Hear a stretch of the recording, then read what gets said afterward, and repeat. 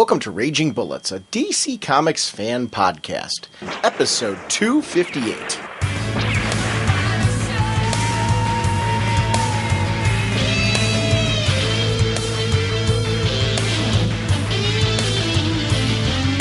Welcome to Raging Bullets. I'm Sean Whalen, drnorge on the comic forums, and I'm joined as always by my co-host Jim. Is that my grumbling belly, or are we in the middle of a thunderstorm watch? So says the sensei of the whatnot, Segulin, and the Duke of You-Know. How's it going, eh? Jim and I are starting to record right now, and we're actually in the middle of thunderstorm watches where both of us lost power last night.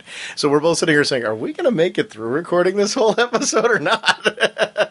This will be fun.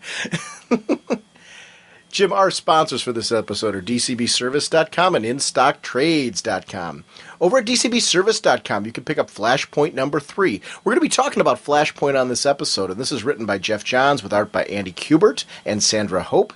Will Flash and his new allies be able to fix the world? Regularly $3.99, 40% off, only $2.39, which is great whenever they have these event books and they're like $1 more or something like that to get that deal, Jim. I don't know about you. I don't know how else we do this. Yeah, the discounts are saving me. Yeah. Well, you know what it is? It's really helping me to follow like an entire event like this. Otherwise, I would have to be picking and choosing more because at regular retail price. So it's something that I really appreciate from DCBService.com. Over at InStockTrades.com, Power Girl: A New Beginning. I know you said you wanted to talk real quick about Power Girl on this episode, but this New Beginning trade paperback is the first 6 issues of the hit series. JSA leader Power Girl wants to build a new secret identity, but a villain from her past has other plans for her.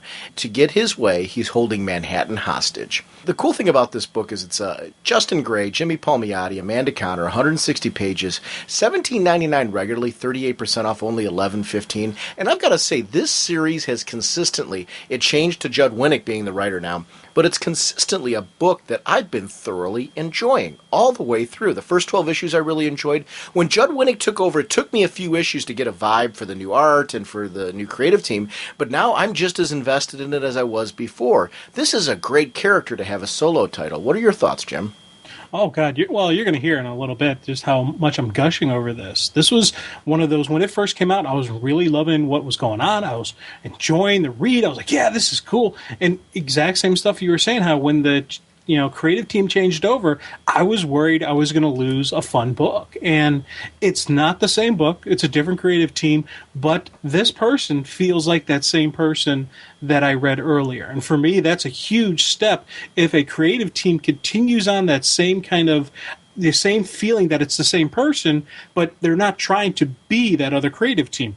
They're telling their own stories, their own ways. And I think that's why I'm getting, just equally as passionate about Power Girl now as I was back in the beginning. The great thing about trades, too, is that you can jump on right from the beginning and really enjoy this series. So you don't need to have read this trade to jump on right now and enjoy Power Girl, but I can't recommend this enough. Power Girls, the first 12 issues with the previous creative team were absolutely fantastic, and that's continued. So that's InStockTrades.com. Remember, orders of $50 or more give you free shipping. Jim, I also want to shout out the Summit City Comic-Con. This is our friends at DCB Service and InStockTrades.com, June 18th, 2011, from 10 a.m. to 6 p.m., the Grand Wayne Center, and that's in Fort Wayne, Indiana. That's SummitCityComicCon.com. Jim, on this episode, I meant to shout this out at the beginning, we're obviously going to be talking Flashpoint, as I mentioned, but we're also going to be discussing the Smallville season finale, or series finale, I should say. And previously when we've done these, it has been just a season finale, but we're done. I mean, there's no more Smallville. And I'm very sad. I'm excited to talk about it on this episode, though, because I've now watched this episode 3 times. Not because I had to for the show. I watched it twice for the show, and I liked it so much I watched it again. So I'm anxious to talk about all of the events, what were our favorite moments, what were we expecting out of it? Did we get everything we wanted? So I'm going to be curious to hear your thoughts in particular, because we watched it together the first time, but I know you've seen it again since you and I have chatted. So it'll be fun to discuss Smallville. And like I said, besides Flashpoint, we're also going to discuss quickly Power Girl, because you mentioned that you really want to discuss that. And if we have time, we'll get to some listener voicemails as well. So packed show, Jim. What kind of a podcast are we? Well, Sean, we are a spoiler podcast. We go in-depth in the plotline, story twists, and whatnot of the comics we're reviewing. So if we're going over something you haven't read, you may want to come back later so you can better enjoy the show. You almost slipped up on that. I did slip up on it, and I just kept pushing through. Hopefully I can make it. You did. You did well. You recovered well. I just couldn't let you go because I'm an idiot. So let's talk some comics. Chloe, the Book of Route isn't here. Jim, we got together for the Smallville season finale, or series finale. I keep saying season finale, and it's like bittersweet. You don't want it to be over. No. And this was an hour and 25-minute show if you take out all the commercials and everything. It was amazing to me all of the things they managed to get in that time frame. Like a lot of people, you're always left wanting more. Like I said jokingly when we were watching it that I would be happy if the episode continued on for 4 hours, but that was because I was enjoying it so much. I just wanted more. I wanted to see more. And like a lot of people, sure, it would have been great to see Clark as Superman more, but that wasn't the point of this episode. The point of this episode was to wrap up showing us at the end that he had become Superman. So it really wasn't about him being Superman. It was about the end of the journey where at the end he has become Superman. And it puts him in the place where he is this hero that we've seen for years in the comic books. Whether you're a fan of him in the films, whether you're a fan of him in the comics or television shows, whatever, the ending of this really left us in a place where you could see how this man became Superman. Did you feel they succeeded in wrapping up the series in a satisfying fashion? Were you left wanting more? I felt it was very satisfying. Well, I actually really loved this ending. This was a great ending for the story of Smallville. The plot and the purpose behind the series was never to tell the story of Superman. It was to tell the story of Clark Kent and his evolution to becoming Superman. Now, I would have loved to have seen, Tom in the costume more and seen him do some superhuman fighting, and I would have been geeking out massively over that. But to be honest, that really was never the point and or purpose of the series. So for what, keeping true to what they did, they changed a little bit. They did put him in the costume in the end. They did have him flying in the end, and it made sense, the evolution of who he was, to take it to that spot. I thought this was just a great way to, one, stay true to the original concept of the show, two, give us an entertaining episode, because they mixed in the personal dramas with some action sequences, but they also gave us comic book, us Superman fans, we got to see him as Superman. So for me, this was a win-win-win situation. What did you think about him moving Apocalypse? I mean, I guess let's just go to him in the costume first, because it seems like we're already there. So I think maybe we'll start with that, because we got to see him at the end become Superman. He went through this whole journey, finally put on the suit. The suit wound up being his, Bow of Orion kind of concept, and where he was the light that was going to take out the darkness. And it was really what they were trying to prevent all along in this episode. Darkseid and his crew was to prevent him from becoming Superman, from reaching and completing his destiny. What did you think about that whole experience with seeing him go and move Apocalypse? Did you like the way they handled it? It was more CGI. It was from a distance. We didn't see him up close, except those headshots, like when he was flying up to the plane with Lois. It was always from a distance. What did you think about the choice to do that? I kind of liked it. Yeah, I was okay with it. Would I have liked to see a nice, solid image of him in the costume? Yes, because I think he's earned the right to wear the costume. But with what they did and how they used it, I've had no complaints on it. I think it was a good show. The thing with moving moving Apocalypse, what I liked about that, it wasn't just about the power that Clark had to move a planet. It was about the fact that when the people started seeing Clark, when they started seeing him in action, when they started seeing Superman in action, they were breaking the connection that Darkseid had on the people, and he was freeing the people. And part of the pull of Apocalypse to the planet wasn't just Apocalypse doing it; it was the people who were connected under Darkseid's influence acting as a magnet. So as Clark was breaking those connections, the pull toward of Apocalypse to Earth was being severed as well. So I thought that was a cool way of kind of explaining how Clark could move something the size of a planet, but also it was a nice Superman moment where he inspires people to be to be better, to in a way take care of their own problems, but not. He was the inspiration behind the hope behind the ultimate defeat of evil. When we talked in the past about Superman being a leader and our different viewpoints on what a leader is, I guess that's what I always meant about Superman being a leader in my eyes. And I know that we've covered what our differences were, but this is what I really liked about this episode, because at its core, it hit what I see Superman being. I see when people see Superman, they're inspired. They are given hope. They want to better themselves. They want to do better. There's something about this hero that makes you just want... We see it in comics a lot of times, whether it's one-on-one or seeing Superman in groups. And I love those one-on-one moments where we'll see him do a direct inspiration to somebody. But in groups like this, it works so well as well. This idea that he is a symbol for something more, a symbol to try and achieve something. And it's what I love about the character, and I thought it captured that brilliantly. I totally echo your thoughts on the CGI. I thought it worked.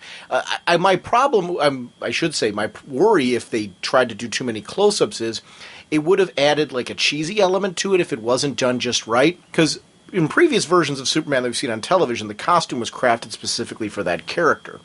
In this case, they were using a variation, it looked like, on the costume from Superman Returns, and I liked that because it was kind of a nice nod to recent Superman in the media when we've seen him there, but also in the past in the show. That just seems to be what they've kind of adopted on Smallville as being the future costume of Superman. So I was glad to see that, but I liked the way that they handled it in the sense that anytime they zoomed into him up close, he looked like he was Superman. And anytime they showed him from a distance with the CGI, he felt very powerful. He was moving like a lot of what I liked in the Fleischer cartoons, which is why I didn't have a single issue with the CGI and the way that they filmed it. It, to me, felt like... Because remember those old Fleischer cartoons where, like, when he would jump up there, he was moving and cooking at a very fast speed. I had this sense of when Clark flies... There's speed. And that's something that's been consistent in Smallville with that way that they launch the Kryptonians. Yeah. You know, where they scrouch down and you actually see the power build up and then they go in there.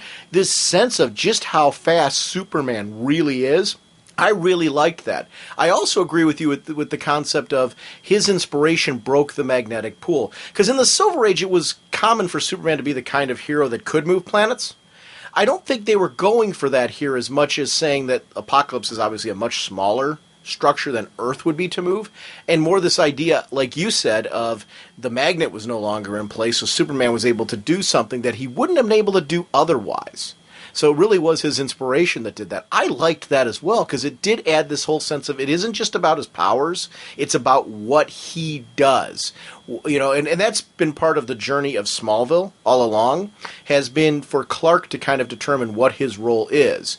And, you know, he was this gift to the Earth, but we got to see him journey to be the type of guy that could inspire people.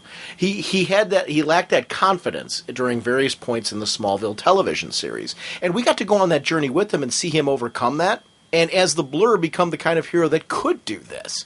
That was cool for me, because it wasn't just, bam, we've got to believe Superman could do this. We know why. You know, the Blur isn't something new to people. They've seen that symbol. They're aware that this guy's out there, but now they've really seen something magical from him.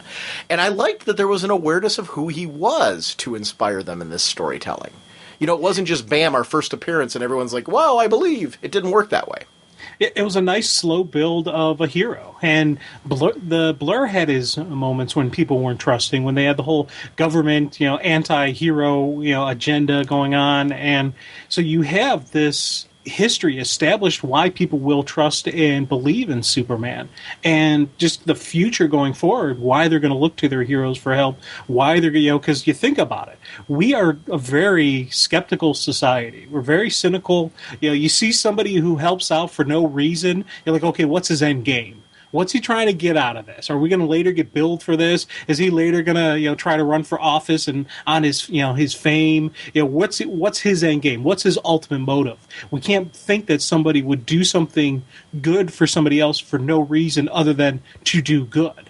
Well, with the Blur turning into Superman, we've seen him do that. We've had this time with him, and I thought that was another cool ending with, you know, just the ultimate acceptance of these people, of this guy who could fly. They're not thinking anything of it because, oh, that's the Blur. He can fly. Cool. Look up in the sky. That whole, just that wonderment in people's eyes. And even Ollie kind of had at that moment, he's like, come on, Clark, you can do it. And I ate that whole sequence up with all the people just hooping and hollering when he was there. It just, added to just that moment of I was standing on the street watching Superman, in action. I love that about that final sequence. As long as you mentioned Ollie, let's just talk about him. Great character arc with Ollie. In the sense that we saw that Ollie had the symbol of Darkseid on him as well. He'd been affected. What I really liked about how they wrapped up this series was it wasn't about Clark saving Ollie. Ollie as a hero, Clark was just telling him, I know you're this kind of hero. When they had the battle in the chapel and all that. And Ollie, during this episode, we got to see him, he was sabotaging them. Unbeknownst, I think, to Ollie. Oh, definitely unbeknownst. I loved the fact that when he was totally under Darkseid's rule and he was a part of them, that he was able to himself fight his way back.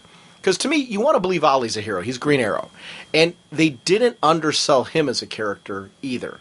I loved that about this. And I thought it was a strength of Smallville when they've used these heroes on the show, like Martian Manhunter, like Ollie, and things like and Aquaman. They've given them all great character moments. And that was something that I think other shows should use as a template when you bring in guest stars that are of comic origins from elsewhere. You need to give them strength. You need to make them characters that enhance the whole experience and that they're valid and they belong there. It's a great way to make awareness of franchises such as Green Arrow. I thought they handled him very well. His faults and his strengths. And he felt very much like the comic book Green Arrow, but I love seeing him overcome that. What did you think about the relationship with him and Chloe in the sense that, they're still... Did you take it they're married still? Oh, they're definitely married because you see... Well, not at that point in time. Later on, because we have the beginning of the episode where they show Chloe reading to a little kid. Mm-hmm. Later at the closing where she's finishing up the story, if you look on her finger, you'll see the wedding rings. She's got the wedding band and the ring. So she and Ollie do get married. At that point in time, I don't think they were. They ended their marriage, but you knew they were going to get married again. So that was something I thought was really cool. Where did you hear that they ended it? I guess that's the part where I'm having a confusion, because I never heard them mention that it was ended. Like, the two of them talked about would they ever do that again when they went to Vegas and got that met. I mean, there was actually a wedding certificate between the two of them. Did they say it? And I'm not saying you're wrong. I'm actually genuinely asking the question. I don't remember them ever saying that they ended the marriage. I thought they had the line where that was the best thing we ever. We don't remember. That was the best thing I don't remember doing, or like, would you do it? Oh, definitely. And so I took it that their marriage was annulled. But that says it's the best thing I don't remember doing. Right. So it basically just that implies that it happened. That doesn't imply that we stopped it. See, I took it that they did. I was under the impression that they did end it. I'll probably rewatch it again just to verify in my head. But every time I've seen it, I took it that they did get it annulled at that point in time. Yeah, I'm just saying they never said that. I mean, it was something that was never said on the show. So I guess the poor reason why I'm even asking that is Ollie Queen, is a married guy, and seeing that 8 years later they're still married or married again, however you want to look at it. Is really kind of a impressive Smallville-ish. It kind of adds this whole idea that it's an Elseworlds universe with its own kind of storyline and its own arcs. Ollie, just the way they made him, his growth of his character was just equally as cool and neat to see. Because you think about it, that great wedding scene where Clark does, Clark's there and he inspires Ollie to fight the darkness out of him. That was a wonderful scene. I love that. It was nice, high action. There was some good fight sequences. Again, mix some action sequences in with some good storytelling elements, a good love story elements going on, just everything to keep the energy going. But you think back to that scene where Clark and Ollie were talking in the cemetery before the wedding. I thought that was a great moment between the two of them as well, because Ollie's like, hey, there was a period when, I was a little down and, someone got me back going, and all I got out of it was just, he said he burned a good leather suit or something like that, where he's saying how, hey, Clark, you've been there for me. You showed me that, there's a hero in there, and you gotta, fight for it. You gotta, keep to the positive. You can't push away your life for this. You got to live your life because of this and I thought that was just a really cool moment in the cemetery where you see Ollie, and that's part of the reason I think because Ollie did actually believe that, because Ollie was that actual good person that Clark was able to inspire him to push the darkness out of him. So I thought that all those connecting pieces throughout this was wonderful. One of the things that I really liked that was a theme this season was this idea of how much of your past or any of it do you need to throw away in order to evolve? Or is it better to embrace all of that, everything that's made you who you are, all the best qualities of those things, and make them a part of yourself? And I'm a big fan of the idea that throwing away your past and leaving it all that's a great way to make a mistake. That's a great way to forget all the trials, the tribulations, everything that made you at your core who you are. If you throw those out your window and you divorce yourself from them, you lose those unique qualities that you have. I loved at the end, this episode was about, right from when we saw Jonathan Kent in the beginning, this disappointment that Clark was so ready at this point that he'd come to the conclusion that in order to become the man that he needed to be, he needed to dump his history in Smallville. He needed to dump, relying on everything his father taught him. Both fathers taught him.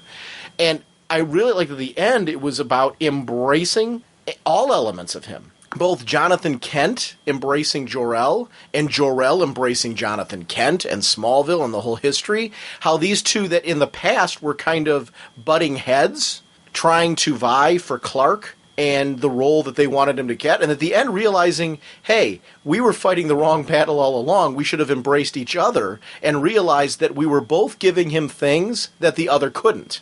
He needs all of that to become this man. At the end, it was great to see an evolution of the relationship between Jonathan Kent and Jor-El. That was a cool moment. The Jonathan Kent moments, I love those things. I was so glad to see him in this finale. He needed to be there, and just, Martha Kent, wonderful. Ma Kent's awesome. Great portrayal of her. Can't take anything away from her, but there is those father-son moments that, even as cool of a mom as Ma Kent is, she's still not Pa Kent. Clark needs those moments with his dad. I thought that was just a great way to bring him in there. I just keep, when I see those moments, I get a little emotional. I'll get a little choked up. I'm like so going, man, this is awesome. I want to see more of this kind of stuff. And then again, I realize it's over now, so I got to learn to let it go. But there was just these great father-son moments, and I love seeing them just sit there. And she's like, even though they're gone, they're still a part of you. They're always going to be around. And then you see the ghost image of Pa Kent standing right there. I'm like, there he is. I was like, oh. But the sadness he was portraying, I thought was great, and I agree with you on those Ma Kent moments because she was taking issue with the fact that he was selling the farm. She gave him the deed with the intention of, you're keeping this. This is meant to be, your home, and I was doing that for that purpose. I didn't intend for you to sell it all and get rid of it all. Now, do you think Ma is going to keep the place? Yes. I'm thinking, because even though Clark did agree for the sale, they can always back out of it at any time. There would be penalties he would have to pay, but he probably would have to cover the guys. There's probably some closing costs that, Clark would probably have to pay for, but they could always keep that farm. It's not locked and done deal. So I think Kent Farm is staying Kent Farm. And that's cool. I totally agree with you, and I think that was the case as well. I loved that, though, that there was multiple elements in the episode of wrapping up with saying, hey, wait a minute, no. But I liked how, again, that goes back to a season that set up this whole idea of, should we give up our past or should we embrace all of that? Do we need all of that? And I do. I think that we need all elements of our life in order to move forward. I think, to throw all that stuff out is a huge mistake. Even the bad things. It's good to hold on to those and learn from them and grow as a person because of them. So I thought that was a really cool message of evolution. Well, you learn more from a loss than you do from a victory. It's that which does not kill you only serves to make you stronger. And you look at what's currently going on in the Grounded story, how Clark lost his connection and he needed to get grounded back to the soil. It's that same type of mindset that they're trying to instill in Clark in this thing. This is your roots. This is, where you belong. This is where you're from. This is a piece of you. You can't push this aside and say, you're just Metropolis now. No, you are Smallville. You're Metropolis. You're the world. You're Superman. You're Kal-El. You're Clark Kent. You're all these things, and all these things together is what makes you a hero. It's what makes you the person who will always keep fighting and never quit and never say die. And that's just, I love seeing that, it kind of clicked in his mind. It clicked in Clark's head that he's like, yeah, this is who I am. And he realized it, and I thought that was something you really needed for him to become Superman, because Superman's got to be one of the toughest jobs there is, and he needs that grounding. He needs that foundation, of a solid foundation to be this great hero, to be this great savior. And I'm so glad to see that concept of who Superman is never got lost throughout the series, and especially was brought home in this finale. Lex Luthor. I want to talk about Lex Luthor, Michael Rosenbaum, how great it was to see him back. But one thing in particular, in a previous episode when you and I talked about Superboy on the show, at the time I thought there was a possibility he might become Lex, that the evolution of that character would lead to that being somehow Lex's new body. The reason why I was thinking that was going to be the case was when he was losing the memory, Superboy, during that time when that whole thing was going on, I was thinking this was going to way they were going to explain how Lex Luthor doesn't know the identity. I was so thrilled in the sequence with Tess Mercer, which, we're going to have to talk a lot about Tess as well, that she had this moment where, first of all, I didn't see her dying, because I thought when she survived earlier on in the episode that we were going to see her live all the way through. Seeing her die in that moment, but also knowing, enough that she's got to protect Clark's secret. She's got to protect Clark when it comes to Lex, erasing his memory. And we saw him go through his entire life in Smallville flashbacks and lose it all. He doesn't remember any of it. The identity is completely safe now, but yet Lex is back and in a position to be running Luthor Corps or Lex Corps. In the case when we saw I love when the sign came down and it said Lex Corps at the end. Not intentionally, but the Luthor Corps sign crumbled like that. I thought that was kind of cool. Oh, definitely. This was that whole with the enzymes and whatnot that caused him to lose the memory. I love the fact that it was Lex who built that, Lex who designed that project. So he was taken down by his own invention. I thought that was just a really cool moment. But the parts between Lex and Tess, I love that where she was like, he's like, I treated you like my own flesh and blood. You used me. Semantics. I howl at that moment because that just is a great Lex Luthor moment. He's like, come on, deal with that. I thought that was some cool, just that great Lex Luthor moments. I ate that up and I was like, yes, this is the Lex that I love in my comic books. And with him losing his memory and everything they set, all the groundwork was laid out for this whole, the confrontation between Superman and Lex Luthor. I thought that was wonderful. And when the two of them met, and there was that concept of, you gave all this up, Clark. You didn't want this. I would have embraced it. And it really became a philosophical difference between the two. And Lex has fully embraced now, which something that he fought against in many seasons of this show, being the villain of the story. He has embraced now that he needs to be that other side of the puzzle. That in many ways he is the one that makes Clark even better. And that Clark makes him even better. The two of them being these constant adversaries. And how that is something he's come to realize is just their destiny between the two of them. That they were the stuff of legends. That was the thing that was going on. But not the way that he expected. He expected it at one point in time to be a friendship of legends. Now it's become they're enemies. And that adversarial relationship is going to be the stuff of legends. And I really loved that evolution. And it's bittersweet because Clark even says at one point in time, Lex, I'm sorry I couldn't save you. And he means it because he sees in that moment, he's like, I remember, it's like there's that part of him that just thinks back how I remember that time when, there was that opportunity. To me, that's all the more meaningful. I'll see sometimes on different forums where people say, oh, geez, the show went on too long or anything like that. And I can't disagree more. To me, in the 10 seasons, if you look how rich the development is of Lex, of Clark, and just what these moments meant at the end, and how they tied it up so nicely so that it doesn't really conflict with the Superman story that we know. I thought that was very impressive what they did in an hour and 25 minutes to wrap up. Especially with Lex and Clark. I thought that was terrific. That opening scene between the two of them where he's like, Lex, he's like, you still say it the same way. Astonishment with a mix of dread and a hopeful finish. I thought that was a cool Lex moment. Just that right in the beginning when he first sees him. I love that. That was, you're seeing, again, as I said, I was seeing my Lex Luthor. I was seeing this villain that I absolutely love because it's not just about, running the world. It's not about being the most powerful man. He actually sees himself as Earth's savior. He sees him as the person who can make humanity rise up. They don't need this alien to tell him what to do. And I love the fact, though, that Lex knew that Clark was the one to beat Apocalypse. Yep. Lex had faith that Clark was the savior. Clark was the chosen one to deal with Apocalypse. Same thing with Lionel. They both thought they knew that Clark could do it. And once he would do it, then Lex would show the world that they need him, not the alien. I thought that was a cool distinction of Lex's character.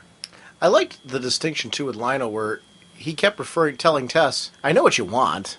You ultimately want him. You want him to be, with you. You want him to need you. You want all that. And the truth is he doesn't need you. And that was such an interesting debate because I liked the humanity of Tess. Like, I really felt at the end Tess was on the side of the angels. I loved her journey because I thought she was an interesting character because of her flaws, and yet that she overcame them and was also inspired by Clark to be this better person that she ended up becoming at the end. But I love that she, like any human being, she constantly has to fight and overcome her flaws, her humanity. We all have that. We're never perfect. We're always going to have, our good side and our bad sides, our good decisions, our bad decisions, and there's going to be mistakes and quirks that we have that are going to be with us our entire lives. And there was something great about following her character. She's somebody who, at first, her first season that she was on there, I'm like, oh wow, this is such a watered-down Lex Luthor. And by the end, with her entire journey with the whole Granny Goodness thing and everything that became of her, I found her to be so captivating and engaging because of the fact that, first of all, she was a Luthor, which I thought was a neat twist, but second of all, because she was her own unique character. Everybody as unique as Lionel is from Lex. You can see they're part of the same family, they're cut from the same cloth, they have the same strengths, and the same charisma, yet they also have those weaknesses that, that are Luthor traditions, and I really just dug how they handled her character, and the actress, top notch on the work that she did. Well, Granny Goodness put it best when she said, "You were born to darkness, but yearned for the light." And I think that is a cool analogy of who Tess was, especially at the end. By the end there, she was fighting to be the hero. She wanted to be that support and that strength, and she wanted to be Clark's right hand man, right hand girl, various, however you want to word it, but she wanted to be on the side of the angels. She wanted that redemption for all the sins of the past, for the stain that is being a Luthor. And again, another cool Lex moment when he kills her. I honestly think he was being kind of sincere, where he was like, I'm saving you from becoming me. I think there was a little bit of, Lex was in a way saving her, or in his own mind, making it so that she wouldn't go, turn evil, so that she would be on the side of the angels. I see that. Yeah, and I always thought that was a great quality about him, that it isn't as simple as, hey, I'm evil. It's him understanding that there's a darkness in him, and yet there being that part of him that not wishing that on my worst enemy, yet knowing that's his destiny and who he is. It was something that he had to embrace, because we saw him embrace that in previous seasons, where he finally had to say, you know what, this is it. I can't fight this anymore. This is who I am and who I'm meant to be, so I'm going to, go whole hog into this. And I think we saw that come full circle when he killed Lionel originally. Yeah. I think that was when we saw that, and it's great to see that pivotal scene be played out again in a lot of these flashbacks, which was something I really enjoyed both before the show and during the show at the variety of times they showed flashbacks, because of the fact that they weren't flashbacks that they had to make up. They were right from 10 seasons of this show. Yeah. Really things that we saw full episodes of. And that was something for a fan who watched every episode, who followed the entire journey. And I encourage anybody, like, if you were a casual fan and jumped on late and you're like, wow, I really enjoyed season 10, do yourself a favor and rent the other seasons and watch them through gradually. It is a show that has a really nice build to a crescendo. I've got our friend Bill and our friend Jim and our friend Chris, actually, all jumped on the show late, but all watched the show chronologically all the way through. Matter of fact, Bill's watching the show right now. He's not even caught up to season 10. He's on season 8. But enjoying every moment of watching the episode that way. And I do think this is probably a show that watches very well on DVD. Oh, yeah. And I liked, just, again, talking about Tess with Lionel, and everything with Lionel was about Lex. It's always been about Lex. And even to the point when he was going to cut out her heart, it didn't look to me like he was planning on using any anesthesia on her. He was just going to cut it straight out of her while she was sitting there screaming in pain. He wasn't going to, waste his time or potentially ruin anything by, making it painless for her. And I thought that for me was just wow, that's a really Psycho Luther moment there. But it wasn't on cruelty. He wasn't trying to hurt her. It was, again, all a means to an end. I thought that was an interesting distinction. I totally agree with everything you're saying, but I never thought either that was, meant with cruelty. I agree with you. He was crazy. Yeah. And that was totally what was driving it, but it wasn't I'm going to make you suffer, I want you to feel this. It was exactly what you said. I need to get that heart out. It needs to go in Lex so we can continue and go further. That was particularly interesting, how that sequence played out. I like seeing her kick some butt there. Yeah. Because you think about it, this was somebody who had some training. We later find out she was a member of, she was for a while there an agent with Checkmate. So she's not going to just, oh, dear me, help me, someone save me. No, she took the opportunity, knocked the one dude down, took the scalpel cut, took the gun, bam, drops Lionel. I thought that was just some great stuff there. Again, another cool Tess moment, giving her a moment to show that she's not the damsel in distress. And it was funny because those sequences made me think, hey, she may actually survive this. Cool. I wonder what they're going to do with her. And we saw what happened, but it was a good ending. She did get the hero's death. Because she did have a redemption. She's the one who protected Clark ultimately from Lex. So, and in my mind, I know for a fact that she went through and she scrubbed any and all Luthor databases of any information about Clark Kent being the Traveler or being, Superman or any of those references that the Luthor library had. She already has destroyed it. So I thought that was a great way for her to be the ultimate savior of Clark's secret. And going off what you're saying, it wouldn't be that hard to scrub the Luthor library. Let me explain why. The Luthors were keeping that stuff secret from everybody to use those secrets for their own purposes. So they weren't throwing it out for general Luthor core knowledge. That was stuff that was kept in secret databases. So you figure if you're going to scrub that stuff and get rid of that stuff, you're dealing with a very confined area or a confined computer source, anything that would be digital, if that makes sense.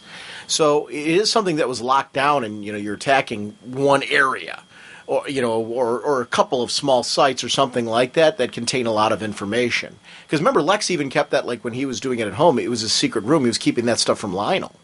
Yeah. So that was something that was always meant to be. And Lionel, anything that he knew, the original Lionel, was keeping under lock and key from Lex. So there were so many secrets going on between the Luthor family that a lot of that stuff wasn't easily accessible. Which makes it easy, if you find it, to wipe it. Yeah. So I thought that was terrific, again, bringing in something that's a great history of the show. Lois Lane. Oh, my God. You know what? I love this Lois. This is my favorite Lois. And they really, really built the character up. And this episode was just, there was so many spotlights as to why Lois Lane is such a cool character that, wow. Well, one of the things I really liked about her was we got to see vulnerability. We got to see strength. We got to see some crazy Lois moments, which I remember Margot Kidder doing that, where she would be kind of erratic and all over the place because she was such a go-getter and on the go all the time. I loved the fact that there was so many facets to that personality of Lois, and they were all believable. They felt very human. I loved it with the whole...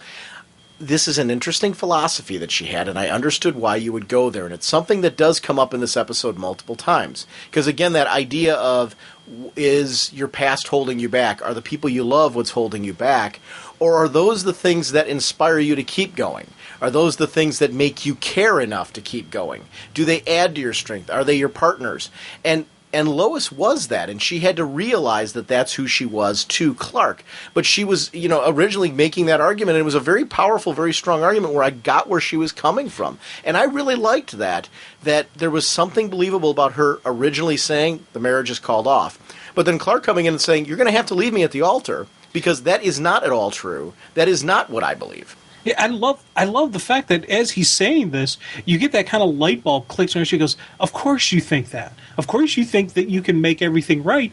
That you're a hero. You always think you can save the day. But this is that kid." I loved her. It wasn't just about I'm keeping you from the world. She actually went into this. She was really thinking about it. And that sequence there, where she was like just telling Clark, "Hey, you're thinking this just because you always think you're going to save the day. This isn't going to happen." And I thought that, for me, was a cool way of, one, explaining where she was, her mindset, and not only just her mindset, just her conviction. But also, it's one of those things that you throw out that's a cop-out.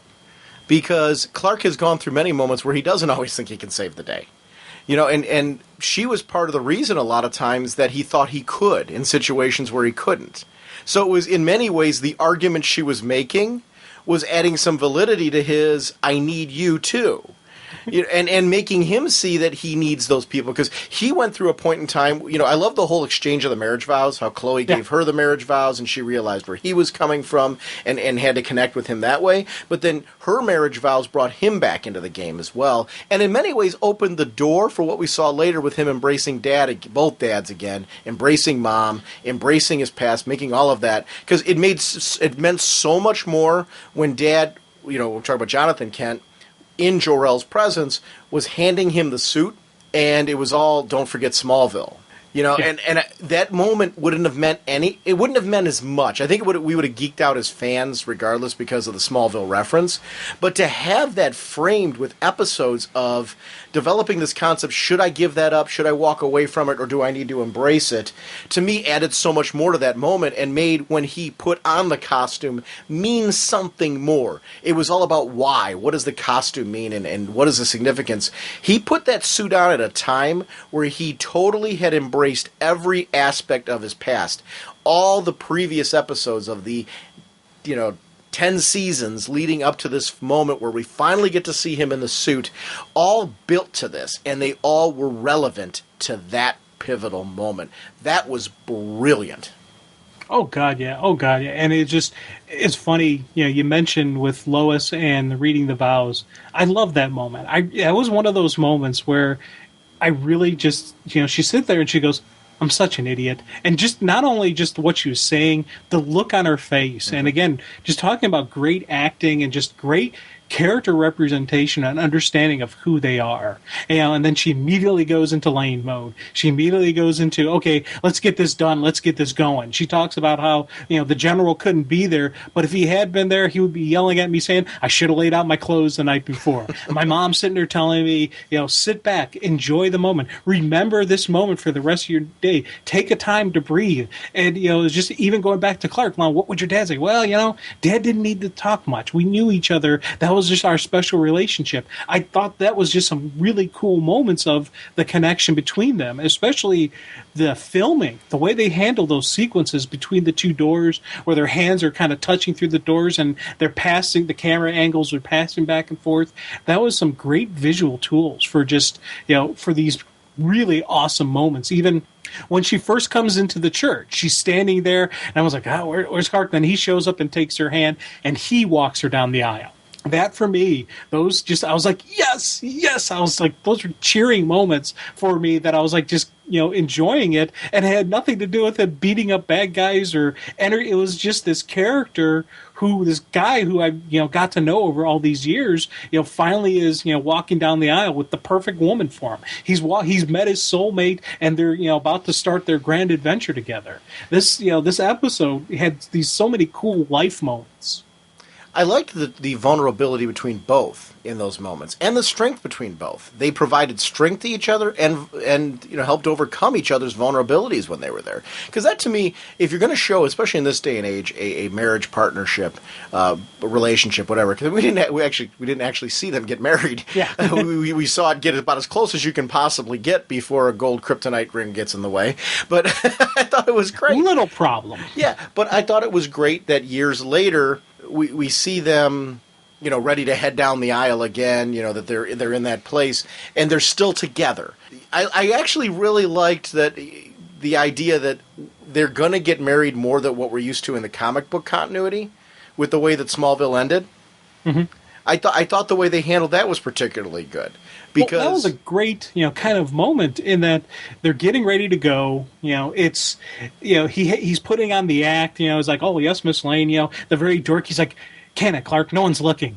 Yes, Miss Lane. He's like, oh, and it was just those cool. Just that was that great tender moment between the two of them as they're getting ready to go, and they had the love song from Superman playing in the background, which I thought was wonderful, and I was so glad to see they pulled that into the show. And then, of course, oh, there's a bomb in the elevator. I'll be a little bit late. Go get them. Dun dun dun dun dun dun dun dun dun. It ending with how I always wanted it to end, with him opening up the shirt. There was just these really wonderful, candid moments of still Lois and Clark together. They're still those same people, even though he's continue on with the disguise. He's actually probably gotten even better with it after 8 years of really, being the clumsy, goofy Clark Kent. And I just thinking in my head of the story outside of Smallville that I would get to see if this show was continuing on. And it's, in a way, it is continuing on in my head, because I do think of, different stuff occasionally, especially every time I watch the season finale. I think about, hey, I wonder if they did this. Oh, this would be a cool thing for them to do. So. And I agree with you totally on your moment where he came out and he opened up the shirt. Yeah. I wanted to see that. It was funny. It was great to see him when he put on the outfit and he was flying around and all that. But that moment where he popped out of there, I'm like, that was an iconic moment that I really wanted to see more than anything else. And it wasn't until I saw it that I realized just how badly I wanted to see that moment. It was. I'm like, wow. In many ways, this was just as satisfying as seeing him push Apocalypse away. Yeah. Because it's just such an iconic picture and something you want to see all of the Superman actors that you care about have that moment where they open up the shirt, because it's kind of such a cool thing.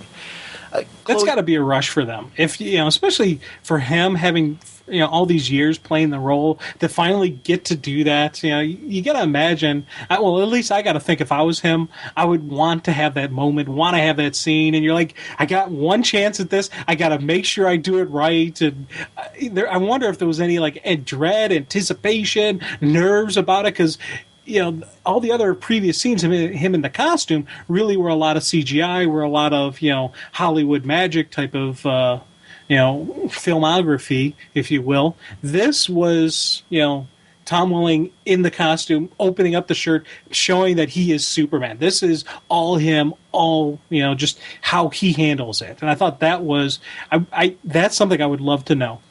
Again, doing something the show was never originally intended to do. Yeah, which I really liked too, because it felt right, and it just worked in that moment because of the extra seasons that were in there. Now, Chloe Sullivan, I so thought she had a target on her, and I'm so glad they didn't cop out and do that. Because to me, there's a lot of times, I thought Tessa's death in this was necessary, because it took her out of the game. She's not a character that we normally know in the comic continuity anyway. So okay, that's fine. I know you can say the same argument about Chloe, but I thought she served a pivotal purpose of putting Luthor continuity into the place that we've always seen it be in the comics. So we got Tessa taken care of, but Chloe Sullivan was somebody who I thought, and it was funny at the beginning of the episode to see 8 years later. Yeah. I'm like, well, they're telling us right at the beginning she's sticking around. I liked that. It was something where it was nice to watch her in this and to have that role where she saved Clark. If it wasn't for the quick-witted Chloe, that intelligent Chloe, that person who's been there to look out for Clark all that time, batting that gold kryptonite ring out of Ollie's hand, he would have never saved the world. Apocalypse would have won. So it was great to see her have that great moment, that satisfying moment, where she really just kind of jumped in and saved the day, but then told Ollie, Ollie was like, you want me to go with you, and all this other stuff, when the Apocalypse was coming down, and she's like, you got to stay here, hero, and you got to do what you do best. And the exchange between them, her whole role in this, while she wasn't throughout every moment of the episode, the moments when she came in were huge for this one. Setting Lois right back on track, setting Ollie on track, setting saving Clark's life. She had great moments in this that Allison Mack has been tremendous on this series. Yes. I've enjoyed her since the beginning, and I was so glad to see her have a very satisfying role in the series finale. The same way you would say the same thing with Michael Rosenbaum as Lex Luthor. There were two people that I thought really needed to be there.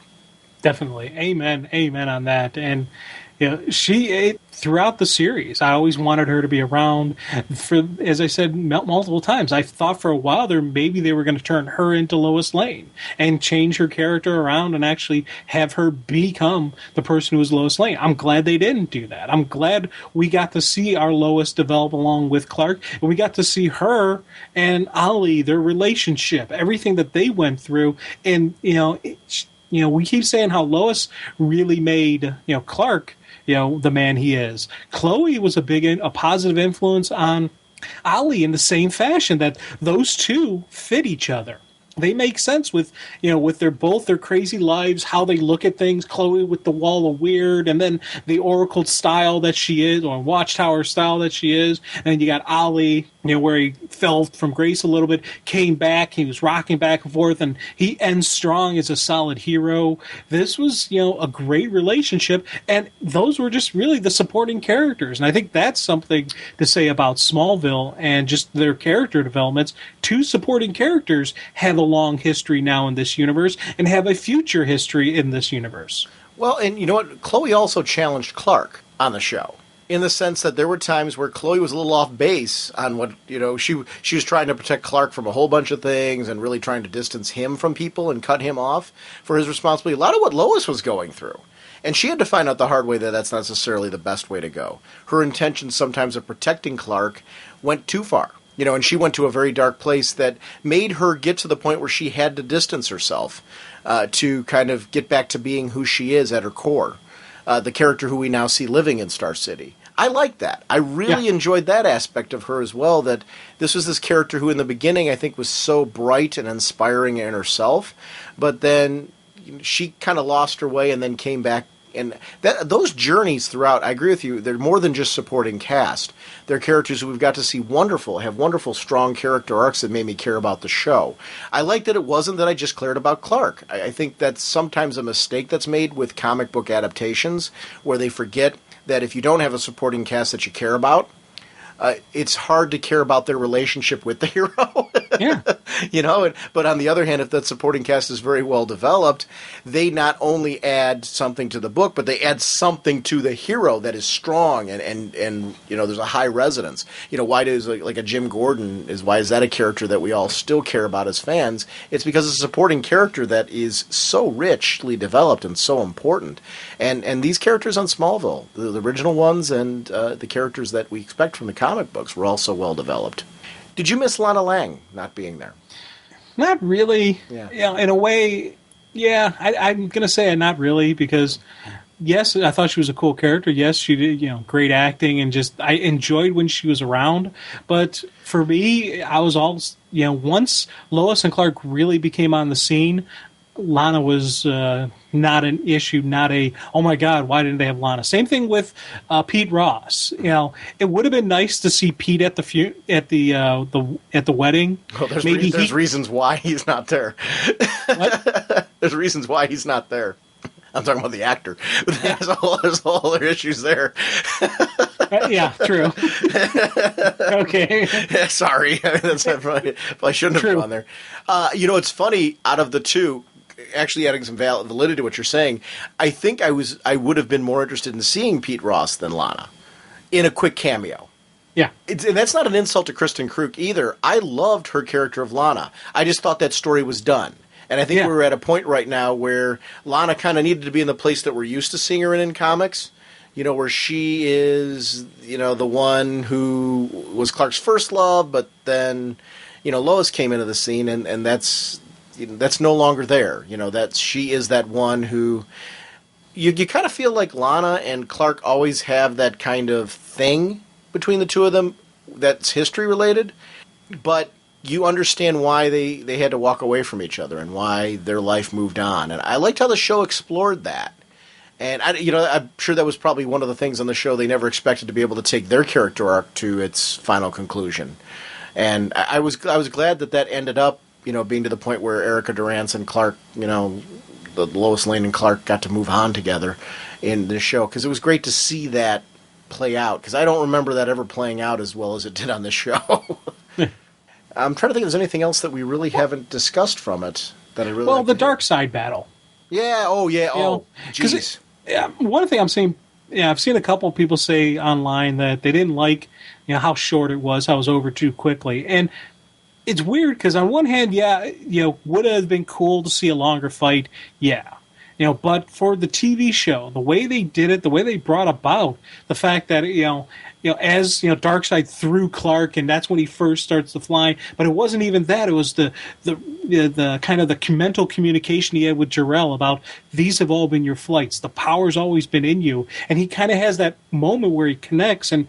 Bam! As soon as he connects, he's able to take down Darkseid. I thought that was a nice play on how the character of Darkseid was in this. This wasn't the same Darkseid we see in the comics that's super strong, super powerful. Yes, it was. Hold on. I'm going to go totally back with you on this one. And actually, I'm going to agree with everything you were saying to set this up. But I thought what was so great about this moment was this was that same Darkseid. Think about how he was taken down in Final Crisis.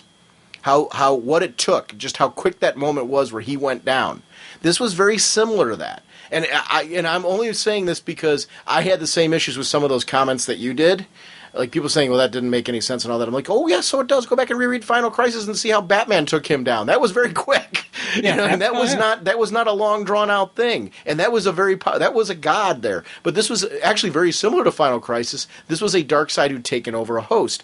But addressing what you're saying, and I agree with you on this moment, Jor-El says to him, you have always had the power in you, my son. And you see this montage of him looking back at his life from that moment where Lex's car goes over. And he has to make a decision there. How do I handle this? And he takes that responsibility to save this guy that builds this friendship, but also sets aside this path of Lex not 100% ever trusting him, but wanting to. So wanting to be that confidant for him. But then Clark going through, the tornado and just everything that we'd seen in Smallville laid out there. And then leading to him with both fathers in that moment. I just thought it was so great that that was all happening in his mind. And when he came back to, we see him flying for the first time without red kryptonite. Unless you're going back to that tornado thing and kind of taking it that way, but I didn't. Looking at it now, I'm like, this is his first real flight. And this is a guy who was afraid of heights, who's sitting there in that moment. He's clutching it. He's pulled that arm and he's clutching it together and burst through. Darkseid, who was in a host. Now, did he destroy the Darkseid there? No. Darkseid's still around. He's still that entity, that god that we've seen in the comics. He destroyed the host the same way Batman did in Final Crisis. So I didn't have any issue with that at all, because I'm like, well, look how quickly Batman took that down, because that was him in a host. This was, again, Darkseid in a host, kind of taking over that body. And we know that he could then regroup and jump into another body in the future, but he didn't. Doesn't matter at the moment because his plans were thwarted by Superman being there, and that's Darkseid's. That's not his way. So that was great. I liked how that all worked out, and I'm sorry. I'm 100% in sync with you on this, but I thought that one moment to me was like, no, that's what totally fits the comic book. And I saw that too, and I'm like, that wasn't the whole point. And would I have loved to have seen another half an hour of programming devoted to this big superpowered battle? Yeah, but it wasn't the point of the episode. That was that moment where we got to see him do his thing. We got to see him embrace every part of him that he'd been pushing away. And that was what the point was there. It was not to see him do a big battle. And I would have, again, I'm echoing, like I said, I would have loved for it to be a 4-hour episode. And except I don't know that I would have changed the way that moment was done. I would have, at the end of the episode, when he pulled open the shirt, maybe seen him fight like a Metallo or somebody afterwards. But that isn't something that is a fault of the show. That's to me just wanting more as a fan. But I don't know, would you have changed that moment and how it played out? The only thing I could think of adding would be kind of like a moment where we see like the Omega beams coming and Clark hits them with his heat vision, and you have that little battle of wills going between it, where it's Darkseid trying to taunt him and torment him, trying to weaken him, and you just see Clark just fight through it, and bam, and kind of some of that stuff maybe. And I say maybe because would it be cool to see it? Probably, but did I need to see it? No.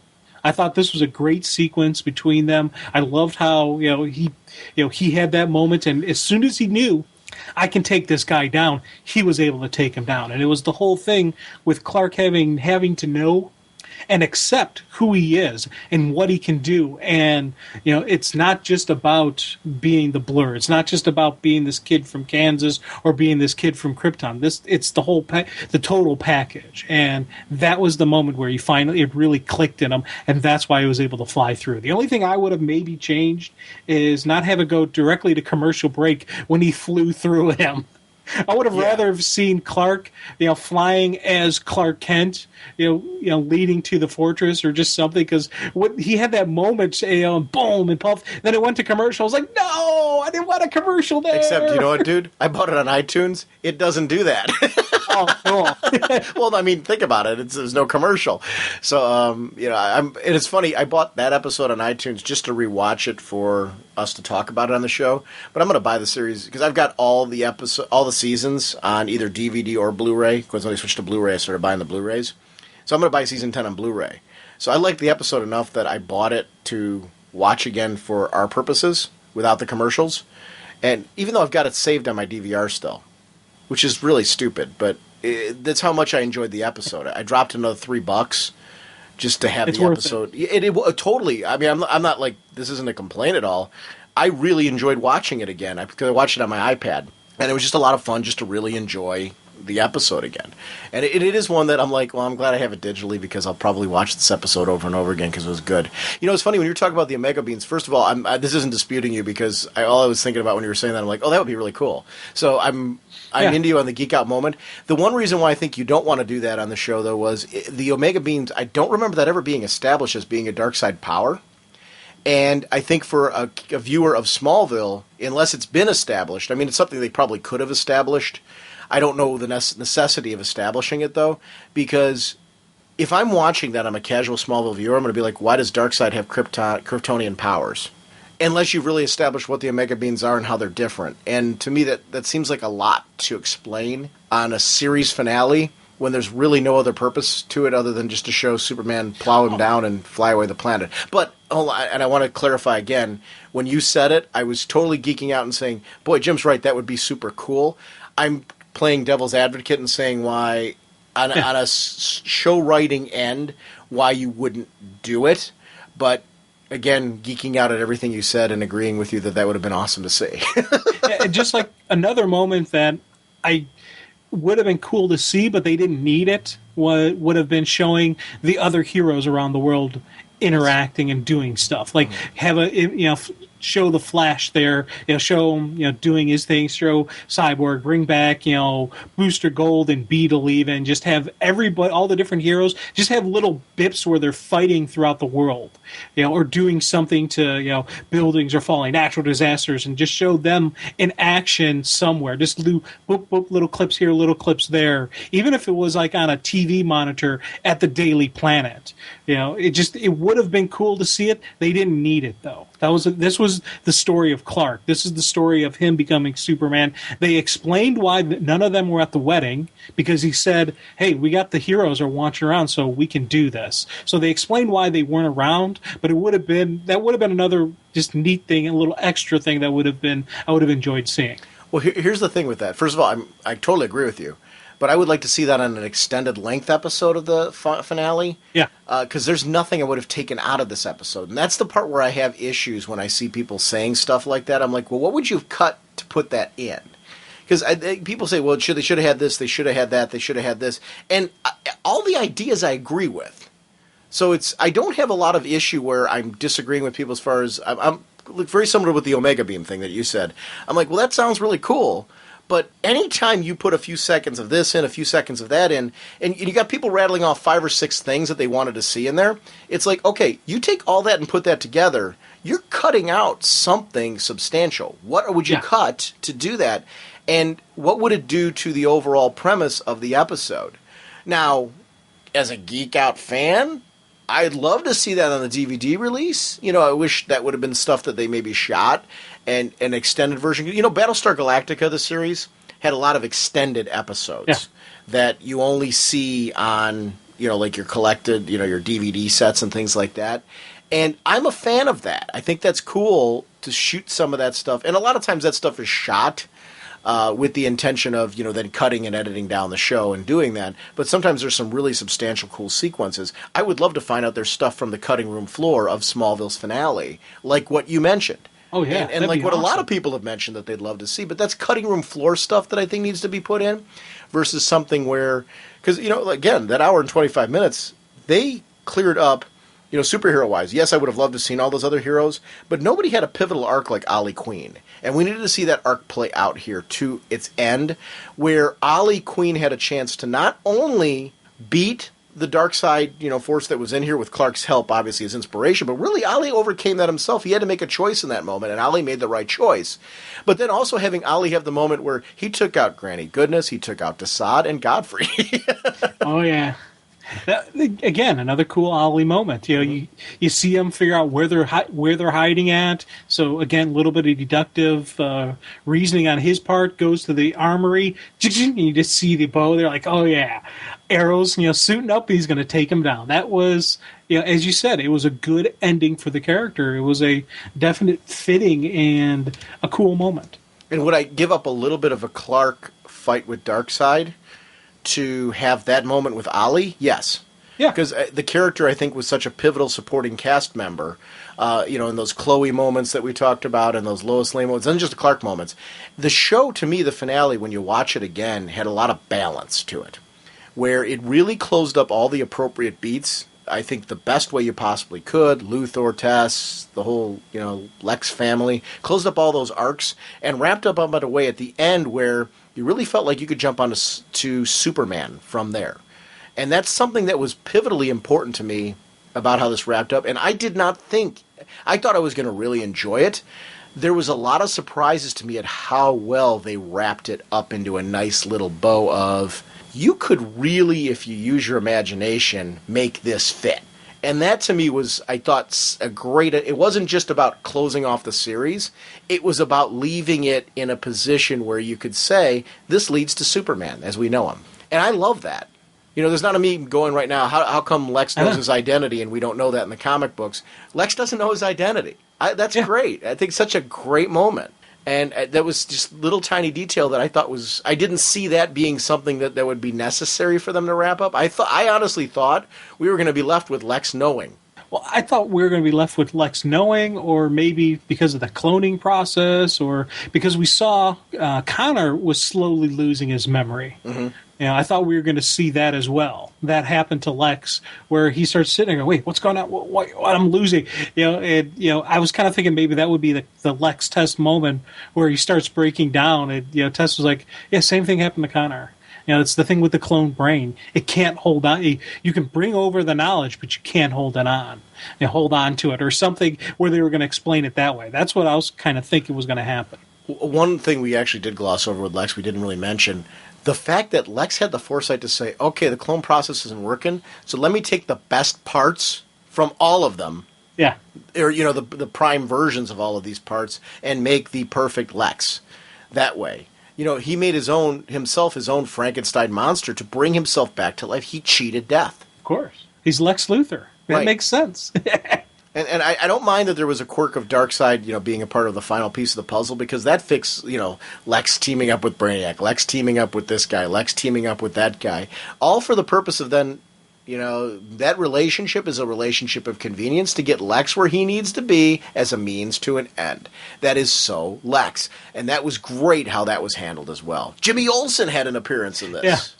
I really enjoyed Jimmy and Lois in the future. Yeah, that was kind of a neat thing. I was glad they brought back the same actor. Granted, he was a little bit too old to be playing the golly gee willikers, Miss Lane, little Jimmy Olsen, but I didn't have a problem with it because it wasn't just a bad casting. It was let's give this kid who was Jimmy Olsen, let's bring him back. It's kind of a nod throughout the Smallville legacy, throughout the Smallville generations that we've seen. So let's bring this back, and I was okay with that, and I enjoyed that, and I chuckled.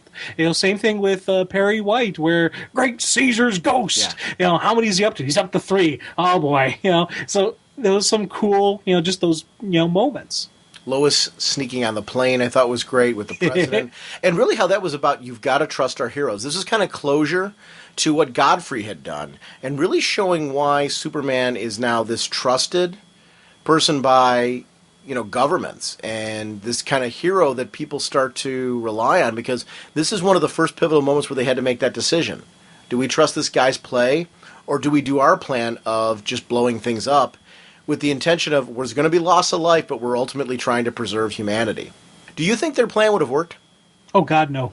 Yeah. That would have been just absolutely the wrong answer, wrong decision to do. And not only would it not have worked, it would have, it would have done more damage than they actually thought it would do. They're like, yeah, it's going to wipe out, the eastern seaboard, and we'll save the planet. No, I think that radiation would rain down and take out the rest of the planet. Jim, just as a series overall, looking back on Smallville, what do you think was its greatest strength and its greatest weakness? I think its greatest strength is when they set out to tell the story of Clark to Superman, or they set out to tell the story of Clark Kent. And as time went on, they were able to evolve what the story was going to be about. It still kept to its roots. We still saw the story of Clark Kent. We still saw, when they said no flight, no tights, well, they got rid of that rule because that rule no longer fit where the story was going. But the other strength is they had this improvisational idea with it. They weren't so rigid that it was only going to be about just this one thing. They let the characters develop. They let it take a natural course, and there was progression for the characters, progression for the stories, and just, we got the overall and total complete picture because of that. They didn't just stick to Smallville Clark Kent. They let him go to Metropolis. They let him become Superman. We as fans, we got the payout. We've been sitting here for 10 seasons, and we got the payout that we wanted to see. They gave it to us, and I think that's its greatest strength. What about its weaknesses? Did you see any? Oh, yeah. Every show has some weaknesses. Sometimes they had moments where they did take a step back, where, when they first started off, where every week was the freak of the week, what's this meteoric power villain was. And that was a good thing to kind of introduce and get us comfortable with it. But then later on in seasons, sometimes they kind of shifted back to that style of freak of the week, and they're already past that. And they didn't need to do that, or, I think a couple times Clark would make a step forward in his path to becoming Superman, and then something would happen and he'd lose his confidence again, and he'd kind of slip back down. And I just wanted to yell at the TV, "Come on, dude! You know this. You're better than this. Buck up, buddy. You can pull this off." And there was a couple times there, but in the end, we do see this, that he learned from all those mistakes. We learned that he learned from his slip-ups. He learned from his failings, to make him a stronger man he is today. So again, they took this, what could have been considered a weakness, and made it part of the strengths, made it part of him, and they never forgot what was Smallville, what came in the past. They didn't say, "Oh, that didn't happen. This is what it is." It's funny. Season 1, I watched it recently on DVD. It was last year. I watched the whole season all the way through. It's like one of my workout shows that I'm like, oh, I've got this on DVD, because I haven't watched them on DVD, and so I'm like, let me start doing this. So I started with season 1, and it was funny how my recollections of it were a lot different than when I watched it again, because I always look back and I'm like, well, season 1 was kind of like the freak of the week season, and it was very limiting for the show. But watching it back, they really had a great continuity going of starting with like these isolated freak of the weeks, but then it leading to like this building to these characters popping up again, and to there being this theme about it and what the kryptonite was, and Clark's responsibility to creating these creatures by coming to Earth. So this was something that was a direct result of his family firing him here. So he had a responsibility, directly or indirectly, to being the cause for this, and it was something that It had a direct effect on his interactions with Lana and built a vulnerability for him. It was more than just him overcoming them. It was him feeling responsible not only for them, but for the things that they did. I liked that. I liked that development. It watches much better later on when you see that, wow, all of that really had a foundation basis for what comes later for the character, and they never dropped any of that. They built on it, and it continued on into the future, which was great. The only and the strength of the series, I think, is that they never threw out the window the past. They found ways to cleverly, like you said, evolve it and continue it going, even when it went beyond its original edict. So I agree with you, amen. The only weakness I ever remember there being in the show, and I don't know that this is necessarily so much a weakness, but I think it is common with television, is you had that great opening every season, and you had the great conclusion of the previous season that led into each other. So you had this, oh my God, wow, opening episode. Then you'd have those events like you do the Jeff Johns JSA episode or something like that. Then there were episodes in the middle that were just good episodes that didn't have that same pop, if that makes sense. So that'd be the only area where I a lot of times I'll hear fans that they complain about Smallville, how it kind of dips sometimes in the middle, somewhere along the line in the middle.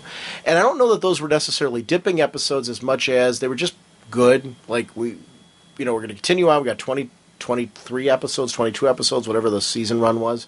And we've got to have these good episodes in the middle that sometimes do something to move the character forward or move a supporting cast member forward or something like that. They wound up just being good episodes. So I think there was those dips sometimes that could be perceived as a weakness. I don't know that did you ever have an episode of Smallville that you watched and thought, and there's no right or wrong answer to this, that you thought was a bad episode? No. I don't think I ever had what I would say, that was a bad episode. I never had that moment. I did have moments where I was like, oh, okay, that's neat, and I didn't think again of it. There was those, and in a way, that's probably, the fact that I didn't want to rewatch it again. I didn't want to say, oh wow, that was awesome. I got to talk about this. There were those episodes where I wasn't passionate about it, but I don't think I ever had an episode where I said that was bad. Yeah, it was just kind of an enjoyable episode where you move along. I'm with you. Yeah. I'm kind of in the same place. And that I would say that would be a weak area. That would be one of those episodes where it was kind of like, I enjoyed watching it. I agree with you. I didn't think there was an episode where I'm like, oh, that was bad. I watched all 10 seasons. I never had a show where I'm like, this is a waste of time. There were some points in a couple of the seasons where in the middle, if I got busy, I'd stockpile the episodes on like a DVR or a videotape when we were back in videotapes. Oh, God, yeah. Where I would watch them together, but then I always enjoyed that. I enjoyed watching sometimes 3 or 4 episodes of Smallville in a row, from the middle ground I'm talking about, where there were those little points where it kind of troughed down. And sometimes those episodes were better to watch together because, there had some cool storylines going on there. And there usually was some form of interconnectivity, moving the character forward. And I think you experience the journey more when you watch those episodes together.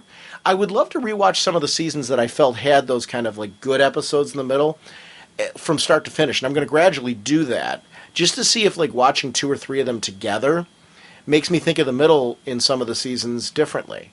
Kind of seeing how they interconnected and what they did for the character as it went along. I don't know. Overall, though, I found the show to be incredibly satisfying. There's very little to complain about. 10 seasons for a superhero show where at the end, my biggest complaint in the last episode was I wanted to see more. Yeah. Not that, oh God, I'm glad it's done. I want to see more. That says a lot. Is the show perfect? No. Is the show good? Oh, yeah. I would go great. It was a great show for me. 10 great seasons all the way through. I'm glad that I had an opportunity to see it bookend. And at the end, I was like, well, geez, I would have loved that to be a 4-hour episode. Let's Lord of the Rings it. Well, and it's funny because you say it's bookended, but if you think back, it really is. Yeah. If you think back to that very first episode, we not only see Clark's arrival, we see Lex, losing his hair. We see just so many introductions of these characters who have been throughout this series that have been pivotal roles in this series. That, this was a definite, this was the ending. This was a good beginning, and then, a nice connection between the beginning and the end. That's Smallville, buddy. I'm very sad to say this, that it's over. I still haven't deleted it. The finale. I still have the finale on my DVR. I'll probably watch it one more time or wait until season 10 comes out. Then I'll delete it. I'm not sure what I'm going to do yet. It's going to hit me this fall, though, that there's no new Smallville, and I hope that they give another superhero show a chance, on that level. Because, like we lost Human Target, we lost Smallville. Shows that, I don't know if you watched Human Target at all. I loved it. I thought it was great. But, these are shows that are going now. Wonder Woman is not going to be picked up. And I'm very sad with that because, I think that the pilot is something I would have loved to have seen what the pilot was like. And obviously there was enough with the pilot where the network passed on it. But, you usually take a look at a pilot like that and go, okay, due to network pressure, we reworked this. So I'm sad that it was passed on because I'm sure whatever the issue was, they could have reworked it in some way to make it a good, workable Wonder Woman show. There's too much Wonder Woman history. There's too much cool about that character for it not to work on the small screen. So with Smallville being gone, I'm really sad that we're not going to have a live-action DC show in the fall. I know. And for me, I would love to see Green Arrow, spin off and continue on. But I don't know. It's funny because I say I would love to see it, but I don't know because we've already seen Ollie's story. We've already seen what they said. Now going forward, it would just be, it would show him and Chloe in Star City. You would see that missing 8-year jump. So that would be kind of neat. But I don't know if we need to see it because we've already seen it. I would rather see them go with a different hero that was never out there and tell their story. Or a few years, I want to see it. Or a few years down the road, doing a Green Arrow series. I'm saying not tying it to Smallville, starting from the beginning, and similar to Superman. I mean, we had Lois. You talked about your fondness for Lois and Clark. I also had that fondness. I also love the George Reeves series. But all of those, after a certain amount of time, you can relaunch Super. I'm sure this isn't not. I'm sure we're 100% sure this is not going to be the last Superman television series. At some point in time, somebody will do this again because it's been done 3 times successfully.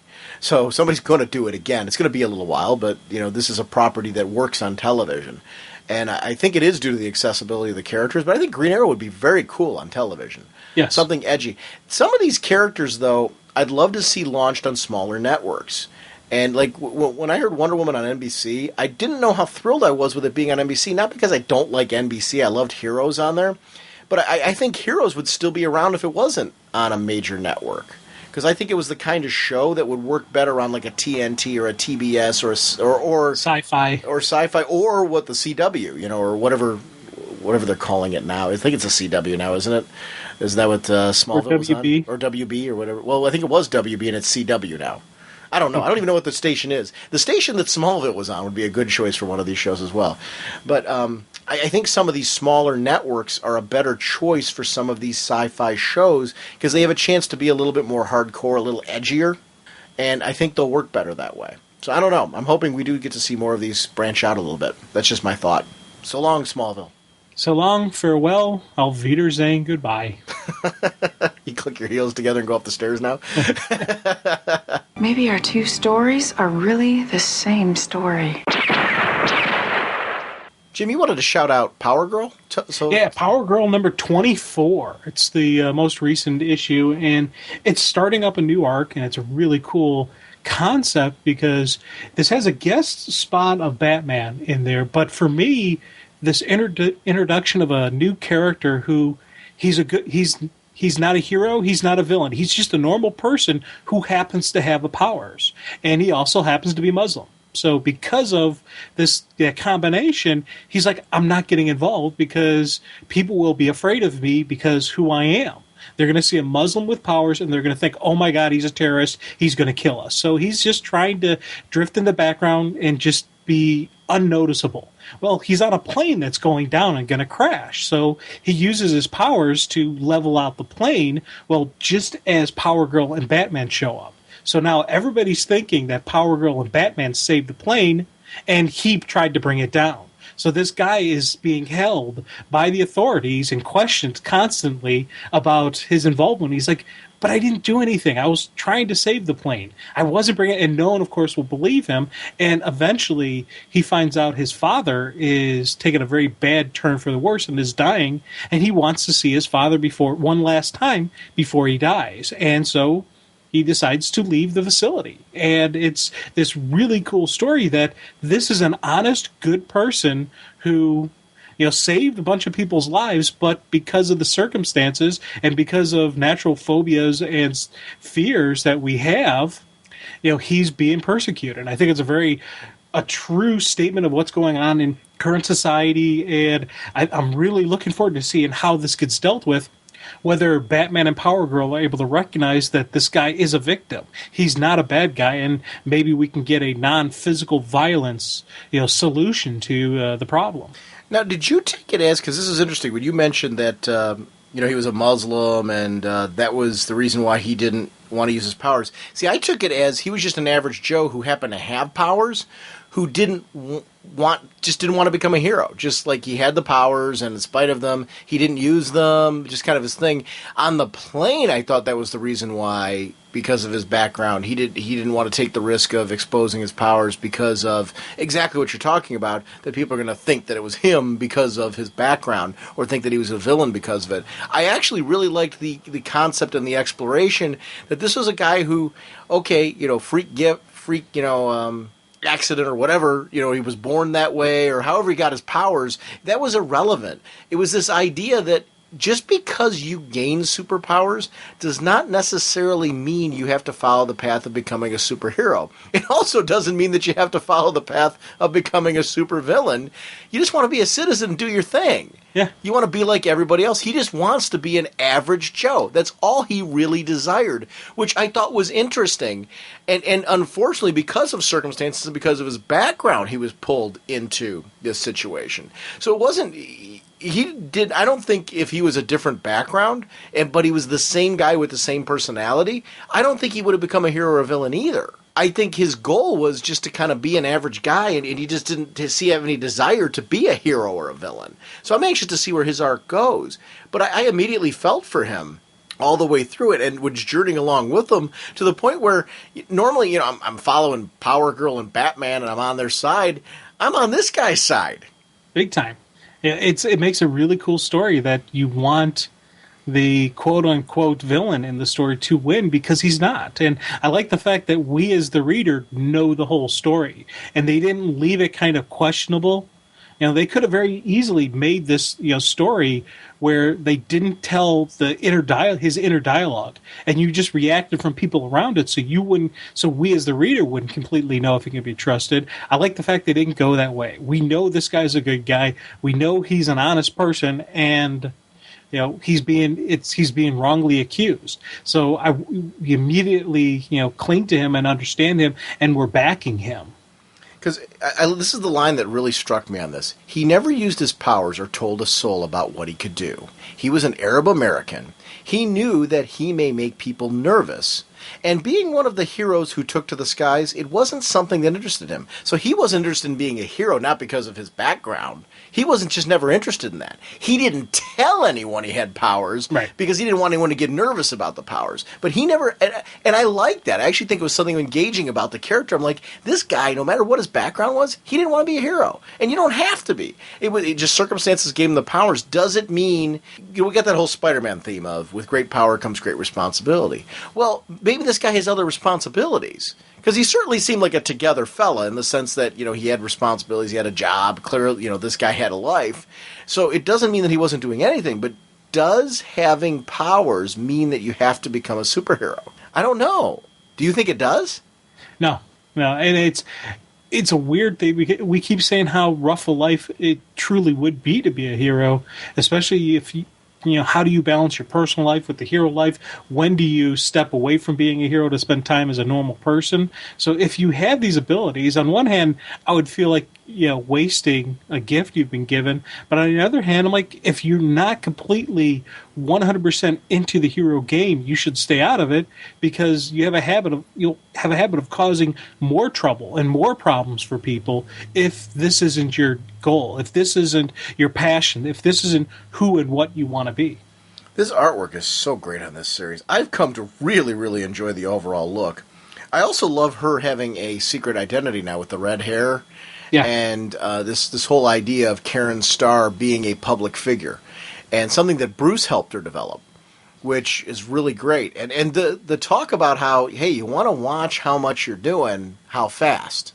Yeah. Like, you came from out of nowhere, where, people knew there was a Karen Starr, kind of, because they're more familiar with Starware, but now your public persona is like alpha persona out of nowhere. And he said, you want to watch that. But he said, I like this concept of, but the world needs a Karen Starr. The world needs you to be this person, and just giving her a wink and a nod, with Bruce, with Bruce Wayne and what that character is, and just how good the two of them look together in that role. I love that. I mean, I geek out at a great Batman story, and Winnick writes really good Batman. I love Winnick's Batman, so this partnership here between the two of them is exactly what I like about Winnick's writing in general. Amen. Because he's doing that really cool Batman and Robin arc right now with Jason Todd. Yes. And his Jason Todd, I think, is just flawless. I think he really... my favorite Jason Todd appearances are when Winnick writes them. I mean, right from Under the Hood, straight through to, present day. He just gets this character and just knows how to make Jason Todd continue to work. It's what the Jason Todd that I enjoy. It's that, that Red Hood kind of hero, kind of villain, blending, meshing of them. Where does he draw the line? Is he right, or is Batman right? You have those just little inner conflict of morality. Which way do you go? I love those stories. Talking about this guy again one more time, when he's in that situation with Batman and Power Girl, and he's realizing they're going to keep him from his goal of being with his dad, he's been holding back all along because he is a good guy. And a good guy in the sense, not that he's a hero, he's just a fella, an average Joe who's just trying to live his life. He doesn't want to mess with anybody. He tried to do the right thing and save the plane. And because of circumstance, he's been thrust into this horrible situation. And now he's at a point where he's like, okay, I'm against Batman and Power Girl. I need to get to Dad. I haven't had that chance yet, so gloves are off. And we see him at the end where Power Girl's even commenting on, I don't remember him having that much game last time. Yeah. Great personality to this series and just a great ending to the issue. Power Girl's a book I highly recommend. I really, every time it comes out, it's one of the books. It winds up in my short stack. I don't know if it's not always maybe a first night read. It depends on how many books I read on the first night, but it's definitely in the first couple reads a book that I grab. It's above the middle of the stack for me now. It's been for me a Thursday night read. If it depends on what it's up against, but it's a solid read. And I've had like this one was a Thursday night read. This issue, one, I saw the Batman on the cover. I was like, oh, okay. Two, I'm enjoying the issue. I definitely guarantee 25 will be a first night read. I can see it beating a lot of things that I normally wouldn't beat just because I want to see where the story goes. Yeah, and the art and colors on this one was really good. It was a really just solid issue across the board. Just a great read. So yay, Power Girl. Jim, the next book we want to talk about is FlashPoint. Dun, dun, dun. FlashPoint number 1. Initial impressions, Jim, of this FlashPoint event. We got kicked off with the first issue where we got to kind of see what this world looks like. What'd you think? Oh, man, I'm digging this. It's one, a dramatic change, which we knew it had to be. Two, great story layout as to we're getting a nice view of all these different heroes. We're seeing already how the Flash and how Batman's life is different. We got glimpses as to Aquaman and Wonder Woman, what's going on there with the Citizen Cold, and Piper, Shazam. There's a lot of heroes in this first issue where we get glimpses of them. We see what's going on and where things are going. And it never was like I never got bored or bogged down with the introduction of the characters or seeing why you get a glimpse as to why they're different. You don't have the full nuances of them. That's what those independent the side stories are going to really probably flesh that out. But in the main title itself, main players are getting introduced. We got an idea who they are. Plus, we're still getting a really cool action story being told. This is a great meshing of background as well as current, bring you up to speed, but still leave some mystery out there. This was one heck of a way to start off this event. I'm really excited. I think it was Adam Schlagman. I might be wrong. It might have been Eddie Berganza. I know Freddie E. Williams II on the DC Source blog. I don't know if you've seen this, Jim. There's a map of the FlashPoint world and who is in charge of what territories. Ooh. Like the I did not Nazis, see it looks that. like the Nazis have control of South America, which I'm like, wow, okay. So it lays out the entire world and shows you where the Outsiders' territory is, where Wonder Woman's territory is, how Atlantis plays into all that. So it's a cool map. So anybody who's reading Flashpoint, if you haven't had a chance, go over to the source blog. And it was over the last week or so. There was a cool little map that was put up there that just shows you the entire lay of the land. It's awesome. So highly recommend it for anybody enjoying this.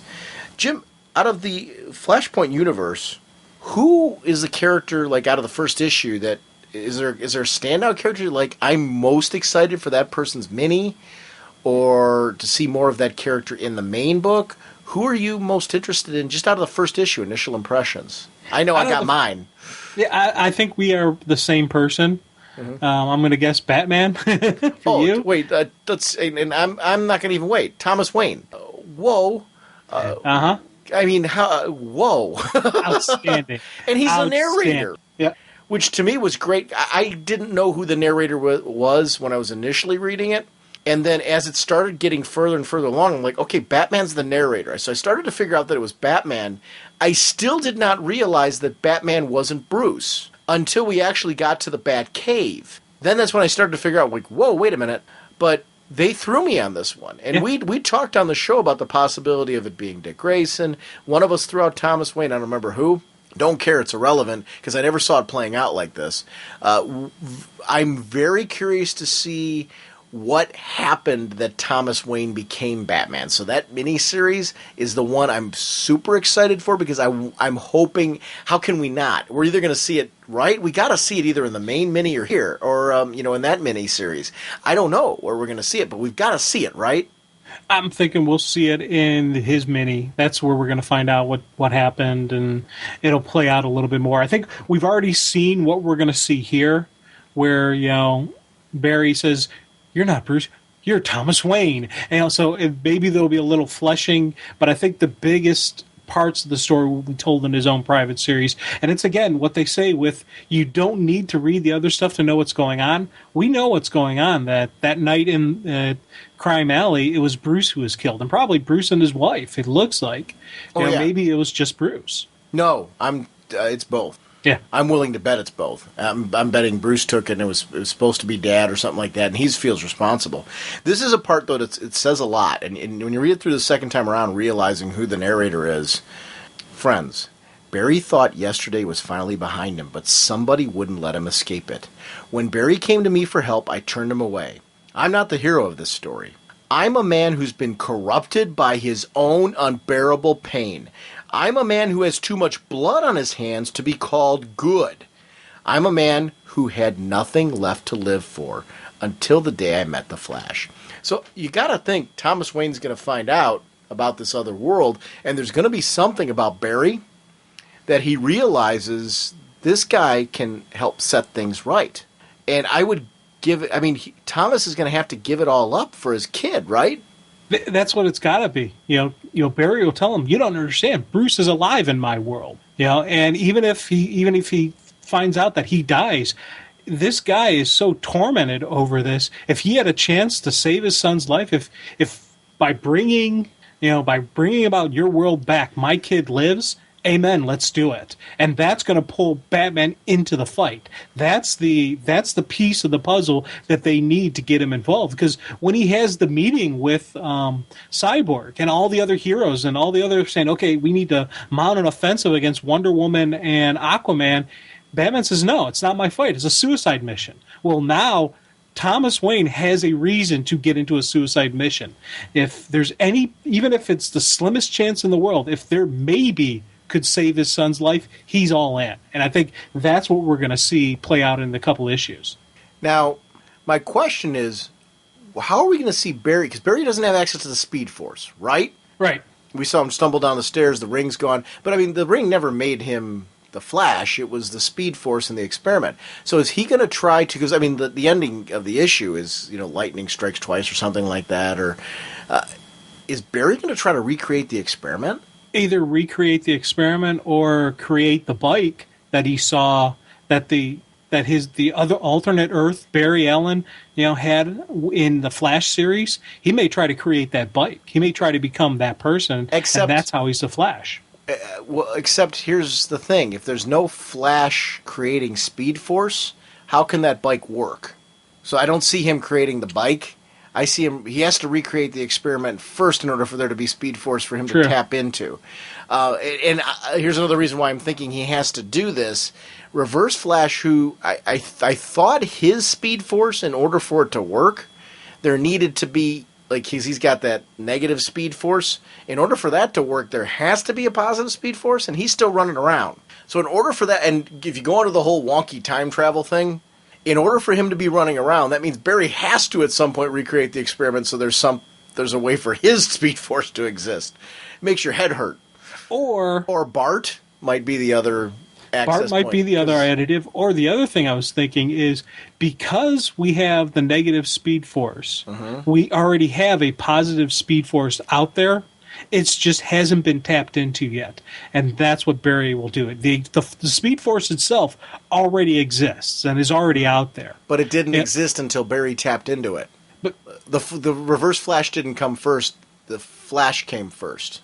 So you're trying to say that because if you take a look even in our storytelling that we've seen with him, he always has referenced the fact that in order for him to have the powers that he has, Barry had to come first for him to tap into it. So the two of them they're both needed in order for it to work. Yeah, I don't know. I mean, so to me, it's almost like it has to happen at some point. But how is Barry going to do that? Because that experiment was such a fluke thing. Although, lightning did strike twice for Wally. This is almost like it's striking 3 times. Yeah. I'm very curious to the whole thing. Now, when we do see Batman, we see Batman's a killer. And he's not afraid to kill. But he kills them over Crime Alley. Yeah. Is obviously because of the crime that befell his own family. So this isn't a Batman that brings people in. He purposely chases them there. So it's not even an accidental fluke thing. Do you think there's any attempt to arrest and save anybody? Well, I think there's probably an attempt. They slipped. It was an accident. No, I'm thinking, well, one, we're dealing with a grieving father. And Bruce always had, just these issues because he witnessed his parents' death, and he made that pledge to them, as on their deathbed, kind of pledge to them. Well, imagine if it was again the father, the husband. These are the traditional male guardian positions, and he not only failed to protect his wife, he failed to protect his child.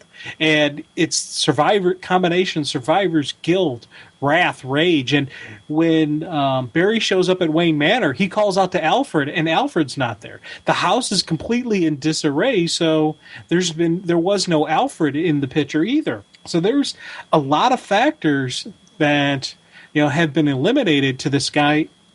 Complete separatist, complete psychoticness. There's a whole nother level of pain that he's going through. So he's a killer, bottom line. And you think about Gotham being a tough town, they probably would, embrace and accept a killing machine as, their vigilante. Is Alfred the outsider? I don't know. I'm trying to figure out what's going on here. I don't know. Because now that there is no Alfred, meaning at least with Thomas Wayne, and one of the hinge bets for Alfred or outsider to become a part of this was Batman's involvement. So right. Batman, I'm assuming Alfred knows that Batman's Thomas Wayne, or does he? Well, if Alfred is the outsider, he would have to know. Just probably could have been there for the beginning of the mission and said, "You're psychotic. I can't be around this." Or maybe it was part of a plan all along. Who knows? That's something that'll play out in the Outsiders miniseries. I'm hoping. I mean, take a look at the way he dresses. I mean, I could see Alfred going that route if he winds up being the outsider. Certainly carries himself the right way. Yeah, it has that prim and proper attitude, that styles him. Don't expect me to get my suit dirty, So, I don't know if that's... But now, is that his real face, or is that a mask? I think that's his real face. I didn't take that as a mask in any way, shape, or form, especially when he's dabbing it with a cloth. Yeah. Your mask isn't going to sweat. True. Yeah, some reason I don't think that's Alfred. I don't think Alfred's the outsider. I think Alfred's dead. I think, or if not dead, he's not around. He's not in the picture. Just I'm trying to. He kind of reminds me of somebody, but I can't place who. But it's not Alfred. Yeah, I'm not 100% sold on that either. I'm just throwing it out. Yeah, So actually, I want to say a villain. That he reminds me of a drawing of a villain, and I don't know which villain it is. Maybe one of Batman's rogues. I think that's. I don't know. Yeah. It doesn't hit me. I hope you're not thinking Black Mask, are you? Maybe I'm thinking Black Mask. Yeah, it's definitely not Black Mask. So I don't know. I'm curious too. Captain Cold. Do you take him? I don't think he's a hero. Oh no. Well, he's a villain who everyone thinks is a hero. But he's got everyone snowed. No pun intended. Yeah. Some of the heroes don't think he's a hero though. Well, he froze Piper's windpipes. That kind of would turn me off. yeah, exactly. Shade the Changing Man and the Secret Seven. I like this idea of this team. We only know Shade and the Enchantress. There are 5 members of that team. We don't know. Yeah. And they voted by proxy. Yeah, they're voting there and throwing but they're not revealing themselves in the process. Yeah, again, another interesting just way to introduce the characters, kind of, and it's playing out within this whole story about this big debate about, Aquaman and Wonder Woman. So even though we don't see Aquaman and Wonder Woman in this, we're getting a definite image of who they're like. We're finding out that, they're not heroes, they're not popular, they are public enemy number 1, and Cyborg, who is the main hero in this universe, is trying to organize a task force to take them down. Shazam. Yeah. And that whole Captain Thunder group. I'm curious to see how that all plays out, because now we're seeing each of the letters is represented by each of the people that are there. It's kind of like Voltron. Yeah. But I love when we finally got to see Captain Thunder that Talkie changed into like this battle cat, which was really sweet looking. And Captain Thunder has got these scars from Wonder Woman, so that's a backstory I'd like to see. What led to that? I want to see that battle, because that had to be a pretty cool fight, because if he has all of his powers that he has in our universe, then that'll definitely change the game. But what changed the game that he was able to be scarred like that is what I'm really curious about. Like, Wonder Woman scarred him. Yeah. Which says a lot about her. Well, probably some enchanted weaponry. Because Wonder Woman will throw down with that stuff, so she's got an enchanted blade, probably, or just the sheer power of Wonder Woman that, really messed him up. Because I don't know, it's curious, because he is a magic-based character. So, I don't know. I'll have to see what that is. I'm curious. Abin Sur and the way he's carried. It's interesting to see him. He's an alien on this world who wants to let them protect their borders and their boundaries. And wait until you see the map and see what those borders actually are that they're trying to protect. It's really interesting. Because the math is definitely worth looking at for anybody who hasn't had a chance to, because it actually breaks down the actual borders all around the world. Cool, I got to check that thing out. Yeah, and the thing I like about Abin Sur is he is Green Lantern for this sector. So there is a bit, but if it's an interplanetary fight like this, it's not really affecting the overall universe. He probably's got a little bit more hands-off than what Hal would have. Hal usually has a very heavy hand in politics and or just the general just the general operation of the planet.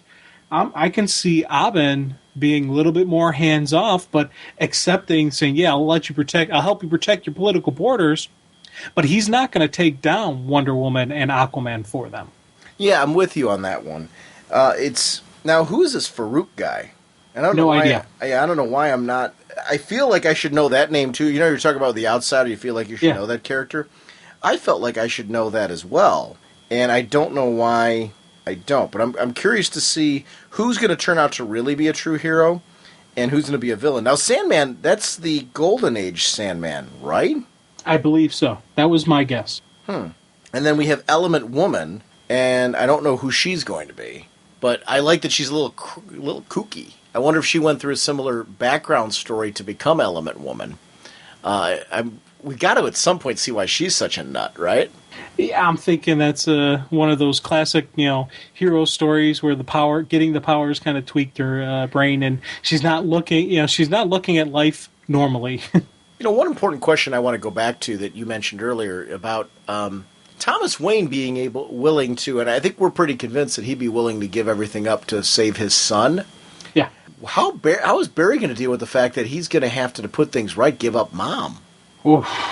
That's going to be the tough decision for him, and I think that's going to be the thing he's going to try to, when we talk Smallville, we said that, Clark has that mindset where he's the hero. He always feels he can make, show up at the right time, just in the nick of time to save the day.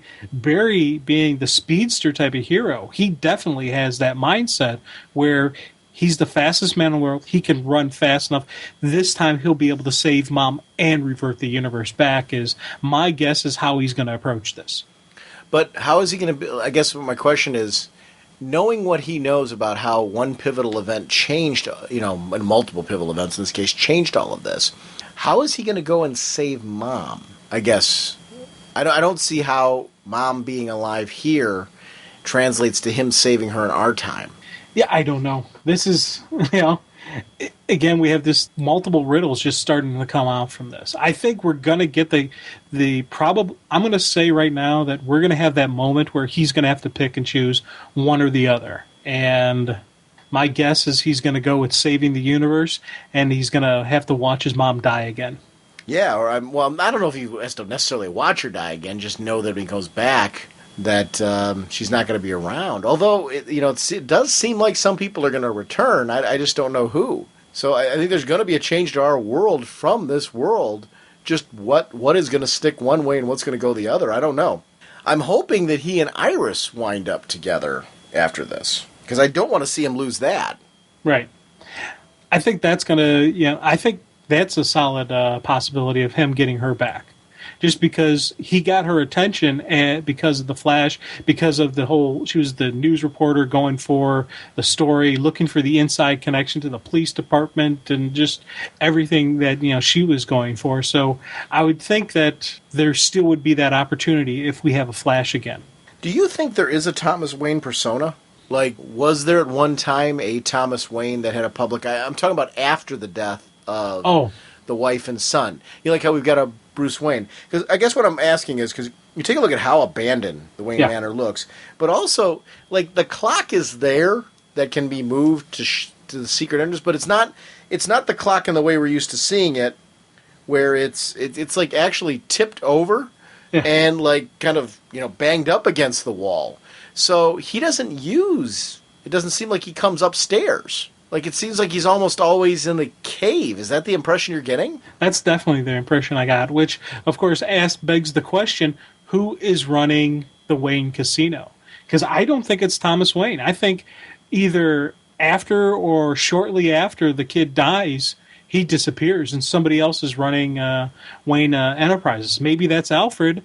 Maybe that's the wife. Maybe the wife said, my son and husband died that night. Bruce is dead. I watched him die. He doesn't, I'm going to go back to what you said earlier now. He does not say she died. No. And that could be because Barry was asking about Bruce.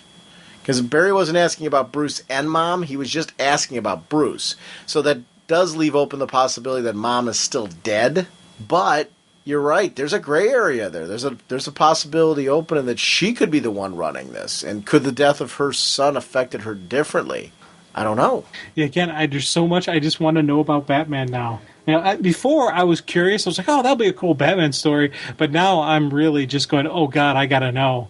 This is, and especially because Dick, Dead Man in the Flying Graysons makes me wonder if Dick Grayson is the dead man. And there's just so many different things that I'm thinking of now. No, I think that Dead Man's Dead Man in this. And I think he is teamed up with Dick Grayson.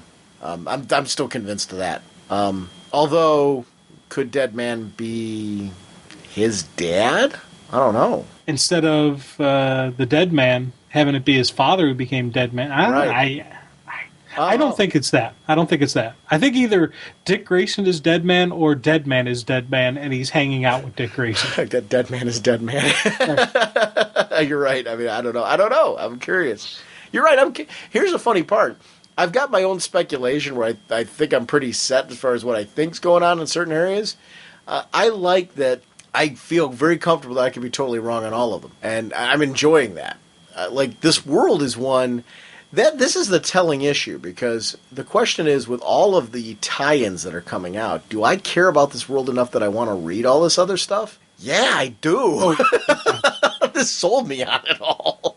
Something interesting. Mm-hmm. I'm looking at, in the very beginning of this, we had that cool 2-page spread where we have the creative team listed and all the different heroes that are here on this page. One person I notice is missing is, of course, Kyle Rayner. We have John Stewart and we have Hal there, but we don't have Kyle. And I'm just wondering if this is a kind of a telltale of something to come down the pipeline.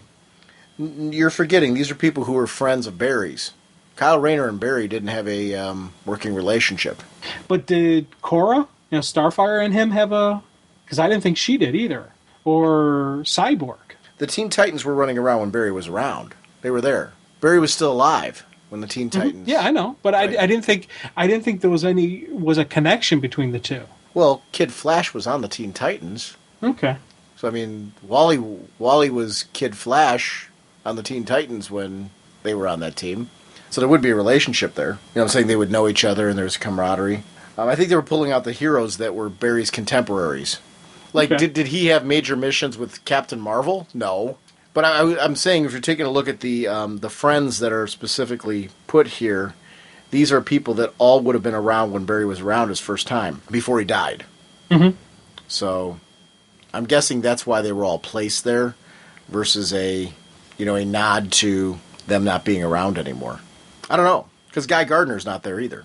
Right. Oh, yeah. Yeah, I don't know. It's funny. I'm looking for hidden messages throughout the magazine. I'm reading when I reread the story. I'm not really reading it. I'm looking in the background images. And I'm trying to see, is there something else that that I don't see? Maybe is there a clue somewhere? And I don't know. It's part of it. I want to think there's some hidden stories or something. I think I don't know.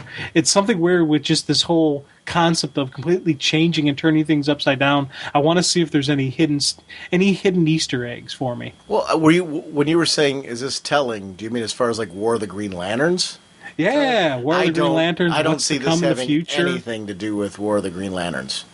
I mean, in the sense that, because you're basically, if you go under that theory, Guy Gardner not being there would be the same. True. And we know it was only one Green Lantern. I think this was totally meant to be people that were Barry's contemporaries when he was around last time. Because all these people were around. So I think that's what it was totally meant to be. I can see why you would think that initially, but you would have to have at least one of the other two there, either Guy or Kyle, for that reason. And honestly, I don't want to say too much about this, but I'm caught up on War of the Green Lanterns, and 3 issues came out of War of the Green Lanterns this week. I don't think you've read them yet. Yeah, I haven't had a chance to. I don't know how cut and dry the assumptions you're making are. Okay. So I'm just going to leave it at that. I don't know that... Well, I will say this, because this doesn't ruin anything for you. Because I've thought this since the beginning. I don't think that a Green Lantern has to die for that premonition to come true. Well, I don't think someone's dying. I think someone's losing their ring. Right. So I don't think that this picture is any indicator who's losing their ring. Okay. Because, like, Hawkgirl's not around right now, or Hawkwoman. True. But she's in this picture. So, I don't know. I'm kind of curious to see. You know what, though? Let me echo some of the statements that you're making here, though. I did, during this as well, look for Easter eggs and who hidden people were. As far as I want to know who a lot of these like the Outsider. Obviously, the Outsider I'm heavily interested in. I want to know who this character is. I threw out Alfred, but I'm not necessarily 100% sold on that. But, I like that kind of stuff. I loved seeing Barry in the crime lab. I like that Barry wakes up in the crime lab, and he's in the middle of this universe and has no idea. Mm-hmm. And because it seems like business as usual, but then they're throwing out Miss Alchemy, and he's like, who's Miss Alchemy? This character got killed. I don't know who. I like that was our introduction to things might be a little off. We know as the reader, but yet we don't know, like, how far it's gone, what that means. Did he just get dropped into here and why? This was that last Flash issue was a really nice lead into this, where we see Reverse Flash. He's able to finally kill a Barry, which is our motorcycle driving Barry, because he just couldn't. He loved every moment of that. You know, it shows, it sets and establishes that he can't kill Barry Allen, our Barry. And does that still stick with our Barry not having connected with the Speed Force yet? I think he almost needs him to connect with the Speed Force. See, I'm going back to that theory. I think Barry needs to connect with the Speed Force. I think Reverse Flash needs that to happen in order to have his own powers. Right. And to be honest, it's very highly possible, and that's a point I wouldn't even argue with you. I'm just wondering, what if the nature of the Speed Force has been altered in that Reverse Flash is connected to the Speed Force, not the negative Speed Force. Oh, I'm still going under the theory. I don't think that's a crazy theory. So let me say that first. I'm still pretty sold on the theory that Barry's going to try to reconnect with the Speed Force on his own, and that's going to happen. I think he's going to try to recreate the experiment and use Thomas Wayne to do that. But I don't think that's me speculating. So your idea is not crazy. I'm like sitting there listening to him like, oh, that kind of makes a little sense too. So I don't know. Just like my idea makes kind of a little sense. I don't know what's what. I think we're both going to have a lot of theories during this that are going to be some right, some wrong, and both wrong. Yeah. Oh God. Yeah. This is going to be one of those, as the series goes on. Hey, what about this? What about this? This is going to be a whole nother second shooter debate, and I don't know. I've as I said, I've got ideas and I got theories, but it's one of those situations where I really just want to sit back and see what the story happens, because, with the whole thing with the Speed Force, maybe the Reverse Flash is connected to the real Speed Force, and Barry will have to connect to the negative Speed Force. Maybe he's already connected to the negative, so that means Barry has to connect to the positive. I don't know. Or there's so many different things that this could go down that I really, hope we see all that. And we get this, get these, the story where there's not some unanswered questions, but I'm really looking forward to the ride. This issue did what a first issue is supposed to do. It got me excited about the whole project, not just this mini. I want to find out about the Outsider. I want to find out about the Seven. I want to find out definitely about Batman, see where that happened, see who is running the casinos, who is the power force behind it. There's so many questions that I have. I want these answers. I want to see Lois Lane in this universe, because they refer to, Iris refers to that Lois Lane's already on the ground. Well, I want to see that Lois Lane, because Lois Lane is a really cool character. I want to see how she's affected and dealing with the fact that she doesn't have Superman around. I'm going to still go on the theory that Reverse Flash still has his traditional powers, and that because of that and where he comes from and how, he's able to view this from a different perspective on the outside. He's kind of going along, look what I did. Kind of one of those things. So I don't know. I'm really interested to follow him, because I love that bit where he's like, how nice to see you alive and well, Mrs. Allen. Because he knows that he's done that before. So I don't know. I get chills at this thing. Yes. Did you feel that this was a surprise? In the sense that the story had a lot more shocks than you were expecting, or did it play out the way you were expecting? Well, I honestly didn't see myself. I was curious about it. I wanted to see where this was going. I didn't think one issue in I would be so excited about this, because I was like, it'll be kind of neat to see the world turn upside down, and it'll be kind of cool to see how it gets. I'm so into this. This did what a first issue should do. It got me going, what about this? What about this? Oh, hey, what about this? All these different crazy theories running around in my head that I want to see if I'm right, if I'm wrong. Maybe something I haven't even thought of is going to come up from this, and I'll be like, oh, that's cool. The other person that's dealing with this one is Booster Gold. Yes. And it was Booster Gold number 44 that he was facing this world. And it was interesting to see it from his perspective, because he didn't realize what was going on at first. He had to find out kind of the hard way that he was stuck in this space.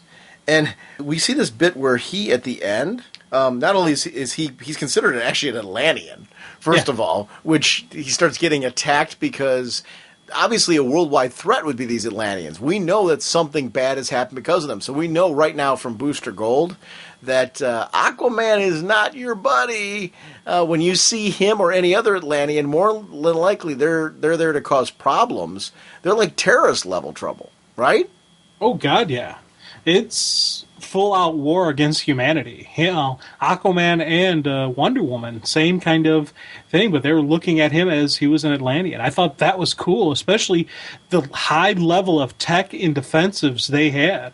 They put the hurt on Booster. They went through, damage through the force field, and they weren't done yet. They were preparing for Aquaman, the Atlantean magic technology, they were getting ready for that. I thought that was, I was glad to see they had a correct level of response already in line and ready to attack immediately, go on the defensive.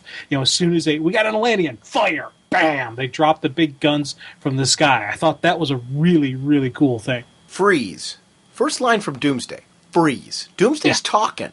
Now, I mean, we've seen Doomsday talking in recent storytelling too, but this is different. The way he's even carrying himself, like it's almost like Doomsday is trying to stop Booster to chat with him, right? I don't know if he's going to sit down and have a chat with him, but maybe it's all about the containment suit that he's in. Maybe that containment suit, keeps him under wraps. It could be. Maybe that isn't Doomsday talking, it's who's ever running Doomsday. Like maybe, the containment suit's like a puppetry.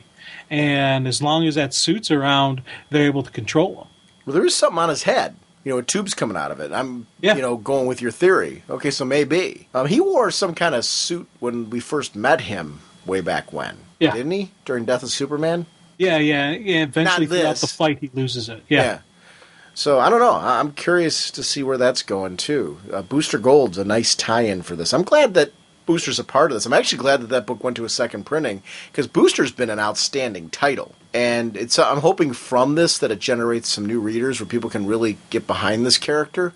Yeah. Because he's a great character, and his maturing is something that I think has been welcome. And this is a great jumping-on point for the series, because he's kind of in the same position we're all in, as being just dropped into it. So you can kind of ride along with them, and it's a great... So if you haven't been reading the rest of Booster, you don't really need to in order to see this, other than, that one of Rip Hunter's boards is a part of this as well, which they do show again. But Rip is missing.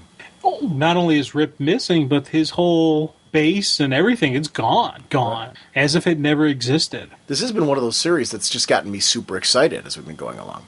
It hits, this is hitting out the gate. Even the Booster issue, right out the gate, boom, he's scrambling. And I'm like, one thing that's got me thinking about Booster is he going to be able to drop the hero nobody knows about act? Will he be able to just be himself, when he's dealing with these heroes? Once he's able to convince them, hey, I'm not an Atlantean, I'm a good guy. Let's talk, Cyborg. Because, in our world, Booster's kind of looked at it as a joke, except for Batman, and nobody else really knows what he can do. In this universe, is he going to be able to step up and just show everyone what he can do, that he is a good hero, that he's got a level head on his shoulders? He's not the money-hungry, greedy kind of NASCAR-wearing patch guy, that everybody else was introduced to him as. So I think that's going to be an interesting concept with Booster, that he's starting off with a clean slate for the entire universe. He could become the greatest hero in this universe. Without Skeets, too. Yeah. Which is an interesting distinction. He's going to be doing all this without Skeets. So I'm hoping he figures out a way to fix Skeets, or something happens where Skeets comes back, because I do like Skeets with him. Oh, I love Skeets with him, but wait, let me clarify this. I think what'll be interesting, though, is to see him solve this without Skeets. Yeah. I'm not saying that I would then want him to go back to our world and not have Skeets, because I like the relationship too. So I'm echoing what you're saying, but there's a part of me that's like, this might be a cool chance to see Booster step up without Skeets being there. You know what I mean? A lot of times he relies on Skeets to give him guidance, to get like an overview of how to react to situations, things like that. Might be fun to see Booster do without that for this story. And I'm not against, like, if Skeets is involved, I'm not against all that. I think that would be really cool. So I think it's a win-win. Yeah. Oh, definitely. Holy Fiend! Once again, Jim, sponsoring us this episode is DCBService.com and InStockTrades.com. Over at DCBService.com, Flashpoint number 3, Jeff Johns, art by Andy Kubert and Sandra Hope, and it's regularly $3.99, 40% off, only $2.39. Power Girl over at InStockTrades.com. Power Girl, A New Beginning, the trade paperback. Issues 1 through 6 are collected in this. Justin Gray, Jimmy Palmiotti, Amanda Connor. Regularly $17.99, 38% off, only $11.15. And orders of $50 or more give you free shipping. Next week on the show, we're going to be joined by Zach Cruzy from DCB Service, where he comes to chat with us about the Summit City Comic-Con and his webcomic. So it'll be very cool to talk with him, another friend of the show, for next week. Summit City Comic-Con, though, that's going to be June 18th, 2011, 10 a.m. to 6 p.m. at the Grand Wayne Center, Fort Wayne, Indiana, SummitCityComicCon.com. Check out the amazing guest list that's growing constantly for the Summit City Comic-Con. Jim, next week we're going to be talking with Peter Rios from Comic Geek Speak about the classic Mike Grell story, Green Arrow, The Longbow Hunters, which is your first time reading that story. Yes, that was definitely an interesting read. Yeah, and a huge discussion, because I read that when it first came out, so it was interesting to revisit that now, and we had just a great in-depth discussion about that one. Then the episode after that, we'll be jumping back to talk about a whole bunch of the new books that have been released, including, and I know we're going to both want to talk about this, War of the Green Lanterns. Yeah. So I can't wait to have that discussion. So a lot of stuff coming up the next couple of weeks on Raging Bullets. So we will see everyone next week with Longbow Hunters. Bye! Flying through space and time, 1,000 different lifetimes. Fated for love and flaws and incredibly clear sightlines. Swinging your mace around, such a practical outlook. Helping the JSA and occasionally supporting your own book. Hawkman, Hawkman. Eagle eyes can't see, Hawkman, your plan, and what you do to me, Hawkman.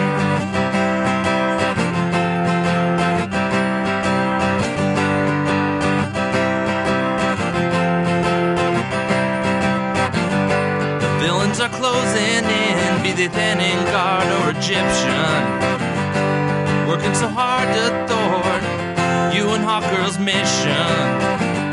The odds are not on your side, and danger seems to stack up.